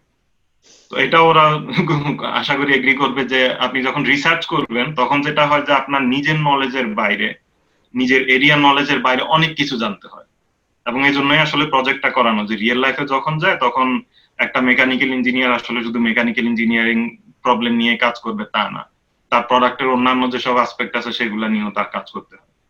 তো রিসার্চে আমি যেহেতু একটা প্রবলেম নিয়ে কাজ করছি, স্পেসিফিক আমার বাইরের জিনিস জানতে হলো, আমি ইন্ডাস্ট্রিয়াল ইঞ্জিনিয়ারিং এর অপটিমাইজেশনের কিছু টেকনিক ইউজ করলাম। তখন তারপর যেটা হলো যে আমি যখন আমার পরবর্তীতে কি করব এই সিদ্ধান্তটা নেওয়ার সময় আসলো, তখন আমার প্রফেসর আসলে সরাসরি বলল যে I see you in research, যে আমি আসলে তোমাকে এখন ইন্ডাস্ট্রিতে চিন্তা করতে পারতেছি না, তুমি I think you should continue, তুমি যেখানেই করো, আমার এখানে করতে পারলে ইউ আর মোস্ট ওয়েলকাম, তুমি অন্য জায়গায় যদি যাইতে চাও সেটাও করতে পারো, আমি তোমাকে সব ধরনের সহযোগিতা করবো। তো তখন হচ্ছে আসলে কানাডায় অ্যাপ্লাই করলাম। আমি আসলে কানাডায় স্পেসিফিক ছিলাম না, কারণ আমার ওই সময়ের পার্সপেক্টিভটা ছিল যে আমি যেখানে ফিনান্সিয়াল, কারণ আমি অলরেডি একটা ইয়ে ছিল যে আমি বাংলাদেশ থেকে যখন চায়না গেলাম আমি পুরোপুরি ফ্যামিলি এক্সপেন্সে এই পড়াশোনাটা করেছি। তো আমি আরেকবার এই ইয়েটা নিতে চাই নাই আর কি। কত লাগছিল তোমার ওখানে? মানে চায়না আমার চায়নায় 10 লাখের নিচে স্যার, 8 2 থেকে 10 বছর। লাখ টাকার মধ্যে, এবং সেটা 2 বছরে, এবং সেটা ইনক্লুডিং টিউশন ফি এবং লিভিং এক্সপেন্স। তো দেন যেটা হলো, আমি আসলে কানাডা, অস্ট্রিয়া, আরেকটা ফিনল্যান্ড। ফিনল্যান্ডে 3টা ইউনিভার্সিটিতে অ্যাপ্লাই করেছিলাম, যে দেখার জন্য আসলে রেসপন্সটা কিরকম আসে। আর তখনও ইনফরমেশন এভেলেবল ছিল, কিন্তু আসলে এখনকার মতো এতটা ডিটেইল ইনফরমেশন তখনও অনলাইনে আসলে বাঙালি কমিউনিটিতে ছড়ায় নাই। ছিল, যেটা ইউজ করে আমি অ্যাপ্লাই করলাম। তো অ্যাপ্লাই করার পরে যেটা হলো, 2 জায়গায় অ্যাডমিশন হলো। এর মধ্যে কানাডাটা সিলেক্ট করলাম কারণ ফান্ডিং অপরচুনিটি প্লাস পড়াশোনা শেষ করার পরে জব অপরচুনিটি, এসব দিক থেকে কানাডা আসলে অনেক ফ্লেক্সিবল অন্যান্য অনেক দেশের চেয়ে। প্রিয়র পছন্দ না জানি। এটা পার্সোনাল প্রেফারেন্স, রাইট? এটা ওইটাই। পার্সোনাল প্রেফারেন্স যে কানাডা Right. রিসার্চ চয়েস, ভালো হয়, পার্সোনাল কোনো ডাউট নাই। রাইট। তো আর কানাডার ব্যাপারটা ছিল যে কানাডা আসলে এখন এই মুহূর্তে, স্পেশালি এই মুহূর্তে প্রচন্ড কম্পিটিটিভ। ইউএসএ তে যেমন অপরচুনিটি অনেক বেশি, কারণ ইউএসএ তে থাউজেন্ডস অফ ইউনিভার্সিটি লিটারালি, আর কানাডায় হচ্ছে 50 থেকে 60টা ইউনিভার্সিটি, এবং কোম্পানিও নাই, ইন্ডাস্ট্রিও নাই। রাইট, ইকোনমিটা ছোট। কিন্তু বাংলাদেশ থেকে যারা আসে, আমাদের এর একটা বড় অংশ থাকে হচ্ছে পড়াশোনার পরের অপরচুনিটিটা কি, এটা নিয়ে অনেক বড় বেশি কনসার্ন থাকে। তো ওই কারণে যেটা হচ্ছে যে কানাডা কম্পিটিশনটা আসলে বেশি। কানাডার সুবিধা হচ্ছে পার্মানেন্ট রেসিডেন্সি, Right. সিটিজেনশিপে অনেক বড় পড়াশোনার প্লাস পরে পয়েন্ট। পড়াশোনার পরে আপনি 2-3 বছর সময় পান হচ্ছে জব খোঁজার জন্য, ইন্টার্নশিপ করার জন্য, এন্ড এর মধ্যে হচ্ছে আসলে পার্মানেন্ট রেসিডেন্সি রিকোয়ারমেন্ট গুলো মিট হয়ে যায়। একটা খুব স্ট্যান্ডার্ড প্রসেস। ইউএসএ তে একটু কম্পিটিটিভ ইউএসএ এবং বেসড অন আলাদা, লাক। বেশি কথা জব বলতে বেস বা লাক বেস, একদম Right. প্রিয় যেটা বললো, জব হয়ে গেলে you got to go, but hmm. Job না হলে কোয়াইট Right. ডিফিকাল্ট। পরের পার্টটা কম্পিটিটিভ এখানে অনেক বেশি। তো কানাডায় গেলাম, কানাডায় যাওয়ার পরে সাজিয়া তুমি কোনটা বললা যে জব হলে ভালো, না হলে গো? এটা কোন দেশে? জব হলে ভালো হলো স্যার। জব হয়ে গেলে আলটিমেটলি 2-3 বছর কাজের এক্সপেরিয়েন্স হলে, এবং ওরা যদি আলটিমেটলি কোম্পানি স্পন্সর করানোর সময় গ্রিন কার্ডের জন্য, প্রিয় হয়তো ভালো জানবে। কোম্পানি আচ্ছা। করে গ্রিন কার্ড। আচ্ছা, এখানে আমরা যখন ইউএসএ তে আছি, ফার্স্ট আমরা সবাই আছি F1 ভিসা, এটা হচ্ছে স্টুডেন্ট ভিসা। এখন ইউএসএ তে নিয়ম হচ্ছে আপনি গ্রাজুয়েশনের পর আপনার স্টুডেন্ট ওয়ার্ক পারমিট, যেটাকে ওপিটি বলে, অপশনাল প্রফেশনাল ট্রেনিং, ওইটা অ্যাপ্লাই করতে হবে। বেসড অন দ্যাট, আপনি যদি সায়েন্স, টেকনোলজি, ইঞ্জিনিয়ারিং, ম্যানেজমেন্টের স্টুডেন্ট হন, you can work up to 3 years. But within this 3 years আপনি যে কোম্পানিতে চাকরি করবেন, that company has to apply for your work permit visa, এবং এটা লটারি। এটা আপনার হতেও পারে, নাও হতে পারে। যদি 3 বছর আপনার না হয়, you don't have any more right to stay in US until unless you start your PhD or some other degree. USA তে সবচেয়ে বড় ক্রিটিক্যাল পার্ট হচ্ছে এটা totally based on your employ. আপনি ওই ভিসা পেলেন, ওই ভিসার পর আপনার গ্রিন কার্ড আপনি নিজে অ্যাপ্লাই করতে পারবেন, কিন্তু ওইটার জন্য আপনার কনফারেন্স পেপার অথবা রিসার্চের সাইটেশন ভালো থাকা লাগে, অ্যাটলিস্ট পিএইচডি থাকা লাগে, এলস আপনার কোম্পানি আপনার গ্রিন কার্ড অ্যাপ্লাই করবে। সো টোটাল প্রসেসটা হচ্ছে either academic based or either company based. এবং যদি প্রফেশনাল অ্যাচিভমেন্টের উপর ডিপেন্ড করে। প্রফেশনাল অ্যাচিভমেন্ট, আপনার যদি কোনো জব না থাকে ইউএসএ তে, সাপোজ আপনি গ্রাজুয়েশন করেছেন, আপনি 1 বছর পর্যন্ত রিসার্চ করতে পারবেন আনপেড অবস্থায়, কিন্তু 1 বছর পর যদি আপনার কোনো জব না হয়, আপনার ভিসার এক্সটেন্ড হবে না, মানে আপনার ওয়ার্ক পারমিটের এক্সটেন্ড হবে না। সো আপনাকে বাংলাদেশে অথবা চলে যেতে হবে। এখানে কম্পারিজন আসলো, তো স্যার কম্পেয়ার করে কানাডার পার্সপেক্টিভটা একটু বলি। কানাডায় যেটা হচ্ছে, স্টুডেন্ট থাকা অবস্থায় ইউনিভার্সিটির বাইরে পার্ট টাইম কাজ করা যায় 20 ঘন্টা। ইউএসএ তে যেটা হচ্ছে, স্টুডেন্ট থাকা অবস্থায় অন ক্যাম্পাস 20 ঘন্টা কাজ করা যায়, অফ ক্যাম্পাস আসলে কোনো কাজের পারমিশন নাই লিগেলি। যদি ইন্টার্নশিপ হয় তাহলে, আদারওয়াইজ ইন্টার্নশিপ ডিফারেন্ট ব্যাপার, কিন্তু স্টুডেন্ট থাকা অবস্থায়। তুমি এবং কানাডা গিয়ে শেষ করছিলা, শেষ করো নাই? ওখানে কোন জায়গায় জানি? আচ্ছা, তো তারপরে যেটা হচ্ছে, কানাডায় তো মোটামুটি ভালোভাবে আলহামদুলিল্লাহ শেষ করলাম। আমার নরমালের চেয়ে একটু বেশি সময় লেগেছিল। ওই যে প্রিয় বলছিল এমএস 2 ধরনের প্রোগ্রাম আছে, তো আমারটা রিসার্চ বেস ছিল। 2.5 বছরের জায়গায় 3 বছরের মতো সময় লেগেছিল আমার শেষ করতে। কানাডায় যেটা হয়, প্রিয় বলল যে প্রফেসরদের এক্সপেকটেশন তুলনামূলকভাবে একটু বেশি থাকে যে গ্রাজুয়েশনের জন্য। দেন আমি 6 মাসের মতো কাজ করি ওখানে। আর এই কাজের ক্ষেত্রে ব্যাপারটা হচ্ছে ইউএসএ তে যেটা হয়, গ্রাজুয়েশনের পরে যে পোস্ট গ্রাজুয়েট ওয়ার্ক পারমিটটা দেয় সেটা লিমিটেড, আপনি শুধুমাত্র আপনার রিলেটেড ফিল্ডে কাজ করতে পারবেন, ওপিটি যেটা। আর কানাডায় যেটা হচ্ছে পোস্ট গ্রাজুয়েট ওয়ার্ক পারমিটটা ওপেন, আপনি যে কোনো কাজ করতে পারবেন। সো আপনি যদি ভালো জব পাওয়া পর্যন্ত আপনার অন্য কোনো সার্ভাইভাল জব করতে হয় সেটা আপনি করতে পারবেন, এটা একটা ভালো দিক। এবং সেটা হচ্ছে আমারটা 3 বছরের জন্য ছিল, ইউএসএ তে হচ্ছে 1 বছর থেকে 3 বছর এক্সটেন্ড করা যায়। তো এর মধ্যেই যেটা হয় যে 2016 সালে আমাদের বিয়ে হয়। তো তারপরে একটা চিন্তা ছিল যে আমরা যে কোনো একদিকে মুভ করব। তো ওই ক্ষেত্রে যেটা হয় যে আমি 2016 শেষ দিকে এখানে ইউনিভার্সিটিতে যোগাযোগ করি। তো দেখা যায় যে আমিও ফান্ডিং পাই। তো দেখা যায় যদি দুইজনই একসাথে একই জায়গায় থেকে ফান্ডিং সহ পিএইচডি কন্টিনিউ করতে পারি, হয় না। আর আমার পিএইচডি করার এমনিতে প্ল্যান ছিল, যেহেতু রিসার্চ বেসড মাস্টার্স করেছি আমার জন্য এই রুটটা একটু সহজ স্বাভাবিকভাবে। কিন্তু পরে যেটা দেখা গেল যে কানাডার চেয়ে ইউএসএ তে আমি এখানে আমার ফ্যামিলি একসাথে কন্টিনিউ করতে পারছি, দেন হচ্ছে আমি আমার পিএইচডিটা কন্টিনিউ করতে পারছি। তো অরিজিনাল প্ল্যান ছিল হচ্ছে 1-1.5 বছর পরে পিএইচডি করা, কিন্তু সেটা তখন স্কুইজ করে আমরা দুজন একসাথে 2017 সালে পিএইচডি শুরু করি। এবং এখানে যেটা হলো যে প্রসেসটা একই রকম, আমাদের গ্রাজুয়েট অ্যাসিস্ট্যান্টশিপ বা টিচিং অ্যাসিস্ট্যান্টশিপ আছে, যেটাতে আমরা কখনো ক্লাস পড়াই, কখনো টিচারদেরকে গ্রেডিং বা অ্যাসাইনমেন্ট, এক্সাম পেপার যেটাই হোক সেগুলো গ্রেডিং এ হেল্প করি। কখনো সাবস্টিটিউট ক্লাস নিই, কখনো টিউটোরিয়াল সেশন হোল্ড করি। তো মোটামুটি শিক্ষকতার রিলেটেড কাজ কোনো ধরনের। যে আমি পার্সোনালি টিচিংটা এনজয় করি, ভালোই লাগে আমার কাছে। তো তারপর যেটা হয় যে এখানে টিউশন ফির ব্যাপারটা, আমাদের ইউনিভার্সিটি সিস্টেমটা হচ্ছে আপনার যখন কোনো ধরনের অ্যাসিস্ট্যান্টশিপ থাকবে, অটোমেটিক ইন স্টেট ওয়েভার বলে, যে নিউ মেক্সিকো স্টেটের লোকাল স্টুডেন্ট যারা, তারা যে টিউশন ফি পে করবে আমরা একই টিউশন ফি পে করব। তো সেটা হচ্ছে $4,000 মতো, $3,000 থেকে $4,000 সেমিস্টারে, তার মানে বছরে $7,000 বলতে পারেন। এটা হচ্ছে আমরা আমাদের যে বেতন পাই টিচিং অ্যাসিস্ট্যান্টশিপ থেকে, সেখান দিয়ে আমরা এই বেতন পে করে আমাদের লিভিং এক্সপেন্স কভার করে বাসায় টুকটাক সাপোর্ট দিয়ে কভার করতে পারি। তো স্যালারি স্ট্রাকচার, ফান্ডিং, ওয়েভার সবকিছু মিলাই এই টোটাল জিনিসটা হচ্ছে একটা প্যাকেজ হিসাবে কাজ করে আসলে আমাদের জন্য।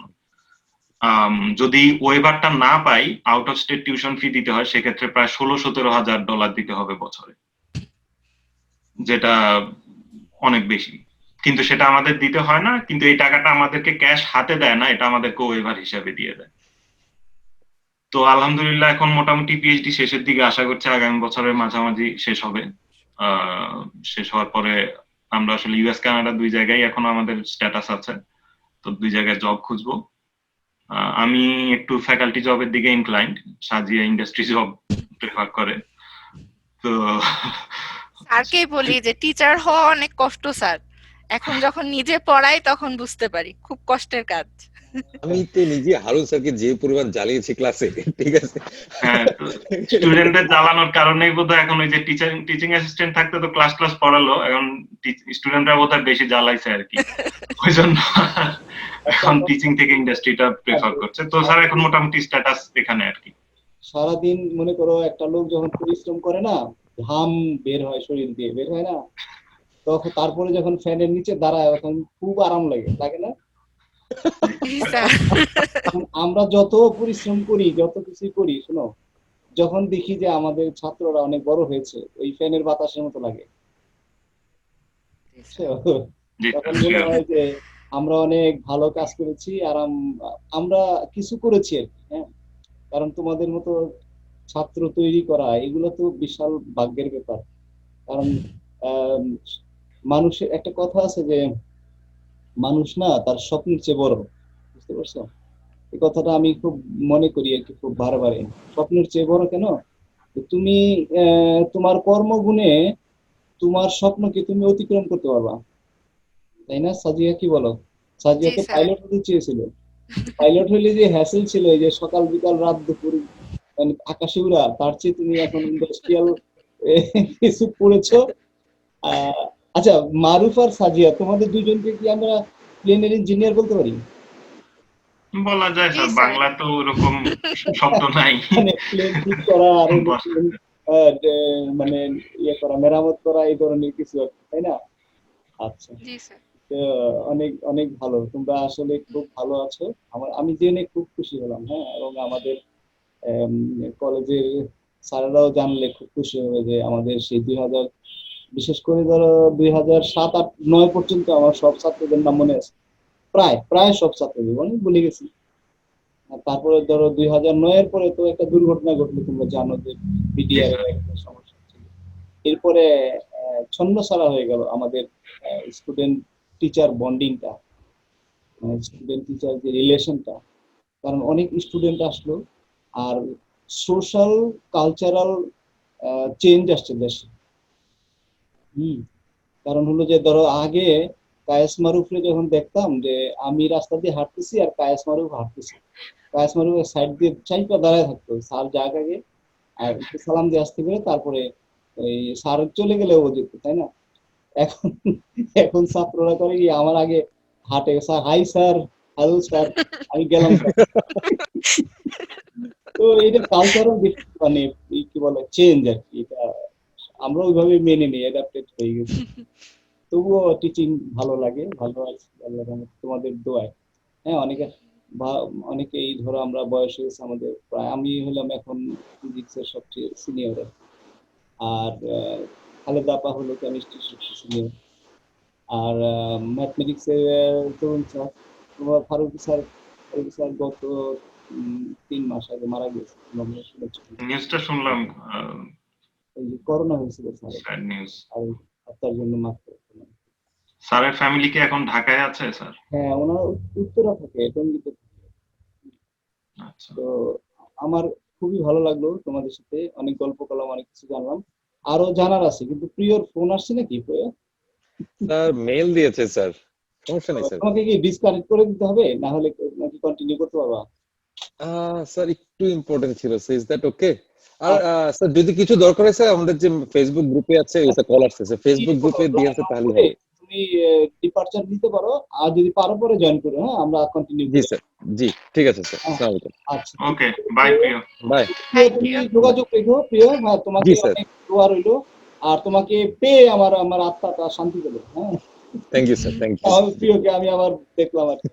হ্যাঁ হ্যাঁ, আচ্ছা ঠিক আছে প্রিয়, জি ভালো স্যার, আসসালামু আলাইকুম। ওকে ভাবি, আসসালামু আলাইকুম মারুফ, আচ্ছা, কথা হবে। আল্লাহ হ্যাঁ, হাফেজ ভালো ভাই। থাকবেন, পারলে বাই। আবার জয়েন করো, যদি আমরা কিছু জি থাকবো। স্যার, আমি চেষ্টা করছি স্যার। তো মারুফ, এখন তুমি আমাকে ইয়ে করো, এই যে আমেরিকাতে মানে আমাদের ছাত্ররা যদি কেউ পড়াশোনা করতে চায় বা কানাডায় পড়াশোনা করতে চায়, ওদের সম্পর্কে একটু গাইডলাইন দাও, তাহলে ওদের মানে ওরা ধরো এখন ইন্টারমিডিয়েটে পড়ে, হ্যাঁ, যারা আচ্ছা। ইন্টারমিডিয়েটে পড়ে, ওরা কি করে গেলে তোমাদের মতো বড় হতে পারবে? সাজিও হেল্প করে মাঝে মাঝে, হ্যাঁ, জি, হুম। জি কানাডা স্যার। এবং সাজিয়ার কিছু ইনপুট লাগবে স্যার, কারণ আমি তো এখানে এসেছি যখন আমার প্রসেসটা কানাডা থেকে করেছি, তো অনেক সহজ ছিল। বাংলাদেশ থেকে স্বাভাবিকভাবে একটু বেশি চ্যালেঞ্জিং থাকে। হ্যাঁ তো এটা নিয়ে বলতে গেলে স্যার, প্রথমে দুইটা রাস্তার কথা বলতে হবে, ব্রড স্কেলে যদি বলি। হ্যাঁ, তুমি বুঝিয়ে বলবা। প্রথম একটা হচ্ছে আন্ডার গ্রাজুয়েট ডিগ্রি করতে আসা, আর একটা হচ্ছে পোস্ট গ্রাজুয়েট ডিগ্রি করতে আসা। এই দুইটা totally different way of dealing with this. Hmm hmm কারণ আন্ডারগ্রেডে যখন আসবে, আন্ডারগ্রেডে আসার সময় একটা মানুষের বয়স থাকবে 16 থেকে 17 বছর, বা বড় জোর 18 বছর। আম, এখন এই বয়সে সে এসে এইখানকার যে চ্যালেঞ্জ, ফ্যামিলির সাথে থাকতো, আমরা তো খুব আদরে বড় হই সবাই বাংলাদেশে, হুম সব বাবা মায়ের কাছে তার ছেলে মেয়ে খুব আদরের, এবং আমরা এক ধরনের লাইফস্টাইলে অভ্যস্ত যে নিজের রেসপন্সিবিলিটি নেয়া, এই জিনিসটা 15, 16, 17 বছরে আসলে আসে না আমাদের মধ্যে। নরম সরম। এক্স্যাক্টলি। তো ওই পরিস্থিতিতে এসে দেশের বাইরে এসে কালচারাল শক, ফ্যামিলি থেকে দূরে থাকা, পুরোপুরি নিজের রেসপন্সিবিলিটি নিজে নিয়ে চলাফেরা করা, এই জিনিসটা একটা বড় চ্যালেঞ্জ শুরুতেই। আর একটা বড় চ্যালেঞ্জ হচ্ছে, যদি কেউ আসে আন্ডার গ্রাজুয়েট প্রোগ্রামে, টিউশন ফি অত্যন্ত বেশি। সেটা যে দেশেই হোক না কেন, কানাডা হোক আমেরিকা হোক, টিউশন ফি অত্যন্ত বেশি। আপনি বলার পর আমি কিছুটা রিসার্চ করলাম যে আসলে আন্ডার গ্রাজুয়েটে টিউশন ফি কিরকম। তো ইউএসএ তে টিউশন ফি $20,000 থেকে $55,000 পর্যন্ত বছরে। তো এটা তো একটা হিউজ অ্যামাউন্ট আমাদের বাংলাদেশি একটা স্টুডেন্টের জন্য বা ফ্যামিলির জন্য। $20,000 মানে প্রায় 16-17 লাখ টাকা এরকম হবে। পার ইয়ার। হ্যাঁ, এটা হচ্ছে মিনিমাম স্কেলে, যেটা ধরেন মিডিয়াম মানের ইউনিভার্সিটি গুলা। কিন্তু আমরা যদি নিউ ইয়র্ক ইউনিভার্সিটি বা জর্জিয়া টেক, একটু ভালো ইউনিভার্সিটি যেগুলা বা নামকরা ইউনিভার্সিটি যেগুলা, হার্ভার্ড বা হার্ভার্ড, স্ট্যানফোর্ড এগুলা এগুলাতে 50 এর হচ্ছে উপরে। টিউশন ফি 50,000 আপ বছরে। তো কেউ যদি স্কলারশিপ না পায় তাহলে এই অ্যামাউন্টটা ক্যারি করা অনেক ডিফিকাল্ট। আর প্রথমে যেটা বললাম, ইউএসএ তে অফ ক্যাম্পাস জব করা অ্যালাউড না, অন ক্যাম্পাস জব লিমিটেড অবশ্যই অফ ক্যাম্পাস জবের চেয়ে। এবং সেগুলো অত্যন্ত স্ট্রেসফুল কাজ, বাইরে আসলে কষ্ট করতেই হবে, এটার কোনো ওয়ে আউট নেই। কিন্তু এই কাজগুলা করে সে বড় যে লিভিং এক্সপেন্সটা কভার করতে পারবে, কারণ এগুলো মিনিমাম স্যালারির জব। সো বাকি টাকাটা টিউশন ফিটা পে করার জন্য তার বাসা থেকে আসলে প্রিপারেশন থাকতে হবে। এটা ভিসা পাওয়া ভিসা না পাওয়া সেগুলো না, এটা হচ্ছে হলো থাকতে হবে, না হলে এই অপশনটা রিইভালুয়েট করতে হবে। আচ্ছা, এটা হচ্ছে আরেকটা চ্যালেঞ্জ আন্ডার গ্রাজুয়েটে আসার। কিন্তু আন্ডার গ্রাজুয়েটে আসলে আরেকটা সুবিধা আছে, যেটা হচ্ছে সহজে চাকরি পাওয়া যায়, চাকরি পাওয়াটা সহজ। কারণ এটা স্বাভাবিক যে ধরেন ইঞ্জিনিয়ারিং প্রোগ্রামে যদি পড়ে, তো বিএসসি ইঞ্জিনিয়ারিং জন্য যতগুলা সার্কুলার থাকবে, পিএইচডি ইঞ্জিনিয়ারের জন্য অবশ্যই ততগুলা জব ওপেনিং থাকবে না।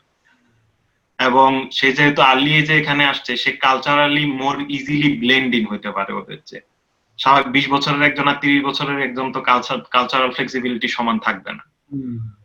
তো ওই জিনিসটা একটা ফ্যাক্টর প্লে করে। তো এখানে আসতে গেলে স্যার আন্ডার গ্রাজুয়েট প্রোগ্রামে প্রথম যেটা মাথায় রাখতে হবে, ফিনান্সিয়াল সাপোর্টটা এনশিওর করতে হবে। গ্যাম্বলিং করার সুযোগটা কম আচ্ছা, আন্ডার তাহলে গ্রাজুয়েট দেখো, স্পেশালি। আমি তো মাঝে মাঝে কোশ্চেন করি, তাহলে শিওর। ক্লিয়ার হবে। সেটা হলো যে গ্রাজুয়েশন করতে, মানে আন্ডার গ্রাজুয়েট কোর্স যেটা বলতেছে, এটা তো 2 বছর ব্যাচেলর না 3 বছরের? ব্যাচেলর ডিগ্রি 4 বছর স্যার, 4 ইউজুয়ালি বছর। তাহলে একটা 4 বছর। কোর্সে ধরো 20 লক্ষ টাকা যদি পার ইয়ার খরচ করে, দ্যাট মিন্স 80 লাখ টাকা লাগবে তার প্রায়। রাইট। আচ্ছা, তাহলে কোটিপতি না হলে, কোটি টাকা খরচ করার মতো অ্যাবিলিটি না থাকলে, আন্ডার গ্রাজুয়েটে কেউ পড়তে গেলে তার জন্য একটু ডিফিকাল্ট হয়ে যাবে, ডিফিকাল্ট। পড়তে পারবে না। এটা হচ্ছে স্যার গিভেন যে তার কোনো স্কলারশিপ বা ওয়েভার নাই। হ্যাঁ, যদি স্কলারশিপের বিষয়টা একটু অ্যাড করতে পারো। হ্যাঁ, ওইটা পরে আসছি স্যার, আমি আগে চ্যালেঞ্জটা বললাম আর কি, যে আসলে বাধাটা কোথায়, যে Right. একজন সরাসরি কালকে কেন হাঁটা দিয়ে আমেরিকা চলে আসতে পারবে না। অনেক সুন্দর বলেছো, ভেরি ওয়েল ডিফাইন্ড। তো এটা হচ্ছে চ্যালেঞ্জের পার্ট। এখন চ্যালেঞ্জ ওভারকাম করার রাস্তা আছে। যেমন প্রথমটা যেটা বললাম যে কালচারাল শক অ্যাভয়েড করার জন্য অনেকে যেটা করে, আমেরিকান সেন্টার আছে, ওখানে ওরা বিভিন্ন ধরনের ওয়ার্কশপ করায়, আমেরিকান লাইফস্টাইল কি ধরনের কাজ আছে না আছে, আসলে ইন্টারন্যাশনাল স্টুডেন্টরা কি করে, কিভাবে থাকে, এই ধরনের বিভিন্ন ধরনের ওয়ার্কশপ করে ওরা। তো সেগুলাতে যাওয়া যেতে পারে, ইনফরমেশন প্লাস হচ্ছে জিনিসটার সাথে একটু ফ্যামিলিয়ার হওয়ার জন্য। নেক্সট হচ্ছে স্কলারশিপ। এখন স্কলারশিপে, ব্যাচেলর প্রোগ্রামে স্কলারশিপ খুবই লিমিটেড, এবং এটা পাওয়ার উপায় কি, পাওয়ার একটা উপায় হচ্ছে স্যার বিভিন্ন ধরনের যে ইন্টারন্যাশনালি অ্যাকসেপ্টেড কম্পিটিশন গুলো আছে, যেমন প্রোগ্রামিং কন্টেস্ট হয়, বা ম্যাথ অলিম্পিয়াড হয়, এই ধরনের বড় যে ধরনের ফেস্টিভ্যাল বা বড় ধরনের কম্পিটিশন গুলো হয়, ওগুলাতে যদি কেউ টপ র্যাঙ্ক করে, ইন্টারন্যাশনালি কোনো একটা ভালো র্যাঙ্ক করে, তখন কিন্তু তার স্কলারশিপ পাওয়ার চান্স অনেক বেড়ে যায়। এবং সেই স্কলারশিপ নট নেসেসারিলি মিড বা low mid, high ranking university গুলাতেই অনেক বাড়ে। এবং ওই ইউনিভার্সিটি গুলাতে কিছুটা এই ধরনের কিছু সিট থাকে যে ডেভেলপিং কান্ট্রি স্টুডেন্টদের জন্য অ্যালোকেটেড থাকে। তো ওই অ্যাডভান্টেজটা নিয়ে, প্লাস হচ্ছে নিজের কম্পিটিটিভনেসটা তো এখানে প্রমাণ হয়ে গেল আসলে, যে আন্তর্জাতিক একটা প্ল্যাটফর্মে এই ধরনের কম্পিটিশন গুলাতে যদি পার্টিসিপেট করে ভালো করা যায়, তাহলে স্কলারশিপের রাস্তাটা অনেকটা সহজ হয়। এটা হচ্ছে সবচেয়ে ভালো উপায়। আমি আরেকটা জিনিস অ্যাড করতে চাই স্যার, সেটা হলো যে এসএটির ব্যাপারটা, স্যাটের ব্যাপারটা। স্যাট হলো আমাদের এইচএসসি বা এ লেভেলের ইকুইভ্যালেন্ট স্যার। সো কেউ যদি স্যাট এক্সাম অ্যাপিয়ার করে, ওটা কি আমেরিকান কারিকুলাম বোর্ডের হাই স্কুলের এক্সাম, ওখানে যদি ভালো স্কোর করতে পারে, তাহলে অনেকগুলো ধর মিডিয়াম টু হাই ইউনিভার্সিটি যেগুলো রেঞ্জে, এরা আন্ডারগ্রেডেও টিউশন ওয়েভার অ্যাটলিস্ট দেয়, তো ওটা আর একটা রাস্তা স্যার। স্যাটটা কি sir O level A level যারা দেয় না ওদের জন্য আসলে স্যাটটা দেয়াটা রেকমেন্ডেড বলা যায়। সেট বলতে এসএটি, তো এটা হচ্ছে একটা জেনারেলাইজড এক্সাম জিআর এর মতো আন্ডার গ্রাজুয়েট অ্যাডমিশনের জন্য, ভার্সিটির ভর্তি পরীক্ষা বলা চলে স্যার। তো ওই স্কোরটা ইউজ করে সে যদি হাই স্কোর করতে পারে, সাজিয়া যেটা বললো, এখানেও স্কলারশিপের একটা সুযোগ আছে। সবচেয়ে বড় কথা হচ্ছে স্যার প্রথমে হলো যে নিজে কম্পিটিটিভনেস প্রমাণ করা। এখন সেটার জন্য অ্যাকসেপ্টেবল প্ল্যাটফর্ম হচ্ছে ইন্টারন্যাশনালি রেকগনাইজড কম্পিটিশন গুলা, স্যাট, এগুলা ওরা অ্যাকসেপ্ট করে বা ওরা বোঝে। এখন আমি যদি বলি আমি বাংলাদেশে ঢাকা বোর্ডে র্যাঙ্ক মেধা তালিকায় প্রথম হয়েছি, এই কথাটা তো ওরা বুঝবে না আসলে একটা ইউনিভার্সিটি, বা এটার আসলে ভ্যালু কতটা এই জিনিসটা তো ওদের কাছে ক্লিয়ার না। ওই জন্য এই কথাটা বলা আর কি, যে অ্যাকসেপ্টেবল জিনিসের বা অ্যাকসেপ্টেবল কম্পিটিশনের কথাটা বলা। আর এর বাইরেও যেটা হচ্ছে সবসময় ইউনিভার্সিটিতে যোগাযোগ করতে হবে, কারণ এক এক ইউনিভার্সিটি, শুধু এক এক ইউনিভার্সিটি না, আমেরিকায় যতগুলা স্টেট আছে 50-এর বেশি, প্রত্যেকটা স্টেটের নিজেদের নিয়ম কানুন আছে, নিজেদের রেগুলেশন আছে। এর মধ্যে প্রত্যেকটা ইউনিভার্সিটি আবার অটোনোমাস ভাবে নিজেদের রুলস রেগুলেশন কন্ট্রোল করে, প্রত্যেকটা সিটি কন্ট্রোল করে। তাহলে জেনারেল ভাবে একটা কথা বলার উপায় নাই যে আমেরিকা এটা করলে স্কলারশিপ পাওয়া যাবে।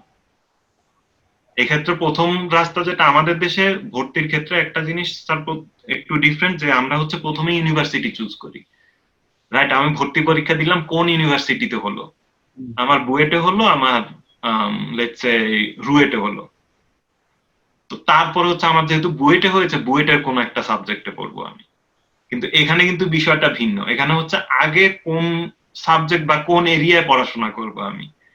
আমি কি সাইকোলজি পড়বো নাকি আমি ইঞ্জিনিয়ারিং পড়বো, ইঞ্জিনিয়ারিং পড়লে কোন ইঞ্জিনিয়ারিং পড়বো, তারপরে আসে হচ্ছে যে কোন ইউনিভার্সিটি পড়বো, কোন স্টেটে যাবো, এই ধরনের কথাগুলো। কাজে এখানে হচ্ছে ইউনিভার্সিটির আগে ডিসাইড করতে হবে যে কোন সাবজেক্টে পড়াশোনা করবে, দেন হচ্ছে নিজের ফিনান্সিয়াল ক্যাপাবিলিটি প্লাস হচ্ছে নিজের রেজাল্ট, এগুলা দেখে ফিল্টার আউট করতে হবে যে কোন কোন ইউনিভার্সিটিতে আমি আসলে যেতে পারি। কারণ এখন যদি আমার সংস্থান না থাকে, কারণ আমি হয়তো বছরে 10 লাখ টাকা দিই, আমার ফ্যামিলি জোগাড় করতে পারবে আমার জন্য। এখন আমি 60 লাখেরটাতে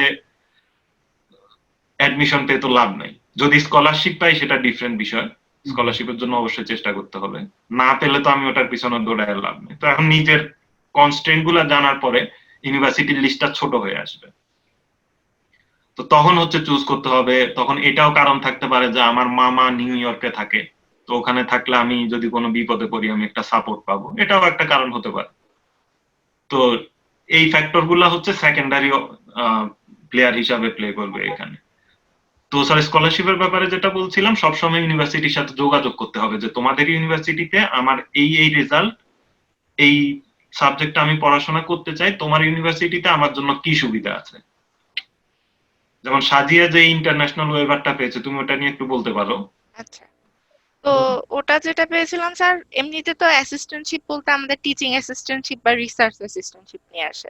আমার প্রথম সেমিস্টারেও ইউনিভার্সিটির ইন্টারন্যাশনাল অফিস আসলে আমাকে ওয়েভারটা দিয়েছিল, যে ওরা ধরেন প্রত্যেক সেমিস্টারে হয়তো অ্যাডমিশন দেয় 500 জনকে, তার মধ্যে 30-40 জনকে মোটামুটি ওরা ওই স্কলারশিপটা দেয়। এটা হলো টিউশন ওয়েভার বলে। কায়েস বোধহয় এটা বলেছে যে নিউ মেক্সিকোর রেসিডেন্ট যারা, এখানকার অধিবাসী, তারা যে রেটে টিউশন ফি দেয় সেই রেটেই আমি পে করতে পেরেছি, $2,500। হোয়ারাজ আমার যদি স্কলারশিপ না থাকতো আমার $8,000 দিতে হতো, মোর দেন 8,000 আসলে। তো এই স্কলারশিপটা স্যার শুধু যে গ্রাজুয়েট স্টুডেন্টদের জন্য তাও না, আন্ডার গ্রাজুয়েটদের জন্য অ্যাভেলেবল, যদি তাদের স্যাট স্কোর ভালো থাকে। আমি শুধু আমার ইউনিভার্সিটির কথা বলছি আর কি। প্লাস এক্সট্রা কারিকুলাম অ্যাক্টিভিটি করে, যেরকম রেড ক্রসের সাথে অ্যাসোসিয়েটেড থাকতে পারে বা সায়েন্স ক্লাবের সাথে, তো সবগুলো আসলে অ্যাড আপ হয়ে যায় স্কলারশিপের ব্যাপারটা যখন আসে। আর একটু অ্যাড করি, যেটা হচ্ছে এক্সট্রা কারিকুলার অ্যাক্টিভিটি আমাদের দেশে তো ভর্তির ক্ষেত্রে কোনো রোল আসলে প্লে করে না, কিন্তু এখানে কিন্তু অনেক বড় রোল প্লে করে। বিশেষ করে আপনি যদি এমআইটি হার্ভার্ডের মতো ইউনিভার্সিটিতে ভর্তি হতে যান, সবাই টপ ক্লাস স্টুডেন্ট, সেটাই। সবাই মোর দ্যান 95% জিপিএ নিয়ে আসছে। তাহলে ওরা কিভাবে ফিল্টার আউট করবে? ওরা ফিল্টার আউট করবে সে যে নিজের লাইফের স্টেটমেন্টটা দিয়েছে, একটা প্ল্যান দিতে হয় যে আমি জীবনে এই করতে চাই, এই করেছি, এই করছি, এই করতে চাই, এবং সেখানে হচ্ছে তোমার ইউনিভার্সিটি আমাকে এই কন্ট্রিবিউশনটা দিতে পারবে, এরকম একটা প্ল্যান লিখতে হয়। এখন সেই প্ল্যানে সে তার লাইফে আসলে কি করেছে, যেমন যদি আপনি মেডিকেলে পড়তে যান, এখানে মিনিমাম একটা নাম্বার অফ কমিউনিটি আওয়ার কাজ করতে হয়, যেটা কমিউনিটির জন্য, যে ফুড ব্যাংক, রেড ক্রস বা এই ধরনের কোনো সার্ভিস ওরিয়েন্টেড ইয়াতে ভলান্টারি কাজ করতে হয় সার্টেন নাম্বার, দেন হচ্ছে অ্যাডমিশনের জন্য কনসিডার করে। এটা হচ্ছে এক্সাম্পল আর কি স্যার, কিন্তু যেটা বলতে যাচ্ছি সেটা হচ্ছে এক্সট্রা কারিকুলার অ্যাক্টিভিটিটা স্কলারশিপ বা অ্যাডমিশনের ক্ষেত্রে ইউএসএ তে বা কানাডাতেও একটা রোল অবশ্যই প্লে করে। কারণ এটা হচ্ছে ইন্ডিকেটর যে আপনি যখন অনেক বড় লোক হয়ে যাবেন, আপনি যখন লাইফ অনেক সাকসেসফুল হয়ে যাবেন, আপনি কি কমিউনিটিতে গিভ ব্যাক করার টেন্ডেন্সি আছে কিনা, আপনার কি বিলঙ্গিংনেস আছে কিনা সমাজের প্রতি। এই জিনিসটা আসলে ওইটার একটা ইন্ডিকেটর, একমাত্র না। ওই জন্য হচ্ছে স্কলারশিপ গুলো অনেক সময় যখন টাই হয়ে যায় বা কোনো সিমিলার প্রোফাইলের লোকজন আসে, তখন কিন্তু এগুলা টাই ব্রেকার হিসেবে কাজ করে।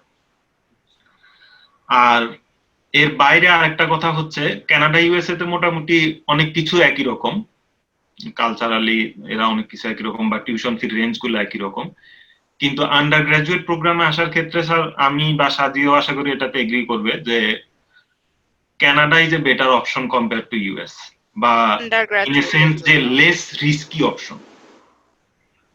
কারণটা কি, ইউএসএ তে হচ্ছে আমি যেটা বললাম যে আপনি অফ ক্যাম্পাস জব করতে পারবেন না, স্কলারশিপ অপশন দুই জায়গায় লিমিটেড। তো আপনি যেই প্ল্যানটা করে এসেছেন, আমাদের লাইফে অনেক কিছুই হতে পারে স্যার, ফ্যামিলি ব্রেকডাউন হতে পারে, জীবন মৃত্যুর ব্যাপার আছে, বা সিম্পলি আননোন যে কোনো একটা ফ্যাক্টরের কারণে আমার যে ফিনান্সিয়াল প্ল্যানটা আমি করে আসছি, যে আমি প্ল্যান করে আসছি আমার বাবা আমাকে 4 বছরে 70 লাখ টাকা পাঠাবে, এই জিনিসটা আমি প্ল্যান করে এসেছি, এখন সেটা দেখা গেল যে 2 বছর পরে আর সম্ভব হচ্ছে না, তখন কি হবে? এখন এই ধরনের সিচুয়েশনে ইউএসএ তে কিন্তু কন্টিনিউ করাটা খুবই টাফ, কারণ অন ক্যাম্পাস 20 ঘন্টা হচ্ছে মিনিমাম স্যালারি জব, সপ্তাহে $200, মাসে $800 দিয়ে আপনি বছরে $20,000 tuition fee plus living expense, এটা তো অ্যাবসার্ড একটা আইডিয়া। তো তখন যেটা করে, অনেকে হয়তো ইলিগেল জবে বাইরে কাজ করার চেষ্টা করে বা অন্যান্য সার্ভাইভ করার চেষ্টা করে কোনোভাবে, কিন্তু এটা তো অনেক বড় একটা চ্যালেঞ্জ। এর তুলনায় কানাডায় যেটা হয়, টিউশন ফির রেঞ্জ একই রকম, কিন্তু আপনি অন ক্যাম্পাস আনলিমিটেড এবং অফ ক্যাম্পাস 20 আওয়ার্স জব করতে পারেন। তো কোনো পার উইক, সো কোনো কারণে যদি আল্লাহ না করুক কোনো ধরনের বড় সমস্যা হয়, সেক্ষেত্রে আপনি অন্তত আপনার নিজের খরচটা চালানোর মতো একটা সার্ভাইভিং ক্যাপাবিলিটি হয়তো আপনি অ্যাটেন্ড করতে পারবেন। সেকেন্ড যেটা হচ্ছে, সামার জব করা যায়, সামারে যেসব ইউনিভার্সিটিতে ক্লাস হয় না, ওইসব ইউনিভার্সিটিতে ফুল টাইম কাজ করতে পারে সামারে। তো কেউ যদি ওরকম পরিশ্রমী হয় এবং তার এই ধরনের খারাপ সিচুয়েশন হয়, তাহলে সেটা রিকভার করার একটা সুযোগ থাকছে তার জন্য। আর দুই জায়গাতে ইউএস কানাডায় 2 বছর বা 1.5 বছর পড়ার পর ইন্টার্নশিপ অপরচুনিটি গুলো ওপেন হয়। ইন্টার্নশিপে যেটা হয় যে মোটামুটি রেগুলার স্যালারির কাছাকাছি স্যালারি পে করে। তো কেউ যদি 8 মাস 1 বছর ইন্টার্নশিপ করে, সে মোটামুটি তার নেক্সট ইয়ারে টিউশন ফি সহ কভার করে ফেলতে পারবে। কিন্তু যখন ফিনান্সিয়াল প্ল্যান করবে ইনিশিয়ালি, তখন এটা ইনক্লুড করলে একটু ঝামেলা আছে, কারণ এটা নাও হতে পারে। তো কারণ আমার জব পেতে হয়তো 6 মাস লাগতে পারে, 1 বছর লাগতে পারে, 1.5 বছর লাগতে পারে, আই ডোন্ট নো দ্যাট। ওইটা কাউন্ট করে আসাটা তো একটু বেশি রিস্কি হয়ে যাবে। বাট অনেকের ক্ষেত্রে যেটা দেখছি স্যার, 1.5-2 বছর পরে সাধারণত ইন্টার্নশিপে যায়, ইন্টার্নশিপে যাওয়ার পরে মোটামুটি তারপরের সাইকেলটা সে নিজে হয়তো ম্যানেজ করতে পারে। কারণ 3 বছর যখন যাবে, ইউএসএ তে সর্বোচ্চ 1 বছর ইন্টার্নশিপ করা যায়, কানাডাতে আনলিমিটেড, এটা আপনি করতে পারেন। তো কয়েকবার ইন্টার্নশিপ করে সে যেই টাকাটা সেভ করে, একে তার প্রফেশনাল এক্সপিরিয়েন্স হয়ে যায়, নেটওয়ার্ক হয় ইন্ডাস্ট্রির লোকদের সাথে, প্লাস হচ্ছে নিজের খরচটা অনেকটা সে কভার করে আনতে পারে, ইনক্লুডিং টিউশন ফি। মিনিমাম স্যালারিতে এটা সম্ভব না, কিন্তু যেহেতু সে স্কিল্ড ওয়ার্কার হিসাবে কাজ করছে ওখানে, সে মোটামুটি মাসে হয়তো $3,000-5,000 ইনকাম করতে পারে। বাট এটা কিন্তু আমি বলছি 1.5-2 বছর পরের কথা স্যার, ইনিশিয়ালি না। তো এই কনটেক্সটে হচ্ছে ইউএসএ এর চেয়ে কানাডা আন্ডার গ্রাজুয়েটে কিছুটা ফ্লেক্সিবিলিটি পাওয়া যায় আন্ডার গ্রাজুয়েটে। এটা গ্রাজুয়েটের জন্য না, গ্রাজুয়েট রাউটটা টোটালি আলাদা। তো গ্রাজুয়েট রাউটটা কিরকম? গ্রাজুয়েট রাউটটা আসলে আমি, সাজিয়া বা প্রিয় যেভাবে আসছি আমরা, এই জিনিসটা পুরো প্রসেসটা রিপিট করছি না।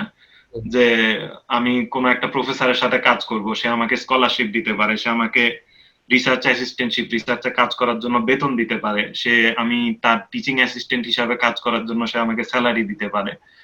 তো কাজের বিনিময়ে হোক অথবা আগের রেকর্ডের বেসিসে হোক, কোনো একটা বিনিময়ে সে আমাকে এই ফান্ডিংটা দেয়। তো আন্ডার গ্রাজুয়েটে তো কোনো কিছুর বিনিময়ে আসলে এটা দেওয়ার সুযোগ নাই, একেবারে সোল ডোনেশন বা স্কলারশিপ হিসাবে দিতে হবে। তো এইখানে হচ্ছে স্যার ডিফারেন্সটা হয়ে যায় যে গ্রাজুয়েট পোস্ট গ্রাজুয়েট প্রোগ্রামে আসা, আন্ডার গ্রাজুয়েট প্রোগ্রামে আসার মধ্যে ডিফারেন্সটা। কারণ এখানে কটা হবে এখন? জি স্যার, এখন বাজে কটা? আমাদের 12টার কাছাকাছি, 10 মিনিট আছে। আচ্ছা। তো দুপুরে কি খাওয়া দাওয়া করো কয়টায়? একটা আচ্ছা, আমেরিকানরা 12টায় করে, কিন্তু আমরা একটু দেশি ফ্লেভার রাখি আর কি। সকালে কি নাস্তা করেছো? জি স্যার। ও, তো আমি এই যে আমাদের লাইন তো কেটে যাবে, তো আমাকে ধরো আজকে আর আহ, সময় নেব না তোমাদের। রাইট। বা অনেক দামি দেশে থাকো, দেশি মানে সময়গুলো অনেক মূল্যবান। আর এখানেও রাত্র 12টা বেজে গেছে, আমি এখন তোমাদের কাছ থেকে বিদায় নিবো। হ্যাঁ, তো আরেকদিন খুব ভালো করে গল্প করবো, সাজিয়া কি বলো? হ্যাঁ, জি স্যার, খুব ভালো লেগেছে স্যার কথা বলে। আমি এই কথাগুলো না আর কমপ্লিট হয়নি, ইনকমপ্লিট রয়ে গেল। আরো কিছু কথাবার্তা আমরা বলবো, এটা নেক্সট ভিডিওতে বলবো। হ্যাঁ, তাহলে আজকে এই পর্যন্ত থাকো, কি বলো গাইস? ঠিক আছে স্যার, অনেক ধন্যবাদ। হ্যাঁ, ভালো আমি লাগলো আমার কথা খুব বলে। ভালো লাগলো তোমাকে পেয়ে, বিশেষ করে। আর সাজিয়া যেহেতু আমার খুব প্রিয় ছাত্র ও সহধর্মিণী, তোমাকে পেয়েও আমার খুব ভালো লেগেছে মা। তো তোমরা দুজন ভালো থেকো। হ্যাঁ, আর দোয়া রাখবেন তোমাদের স্যার জন্য আমাদের দোয়া জন্য। রইলো। হ্যাঁ, দোয়া করবেন স্যার। সাবধানে থাকবেন স্যার হ্যাঁ, দেশে। ইনশাল্লাহ। আবার অন্য গল্প করবো আরেকদিন, ঠিক আছে, পড়াশোনা ছাড়া। ঠিক আছে।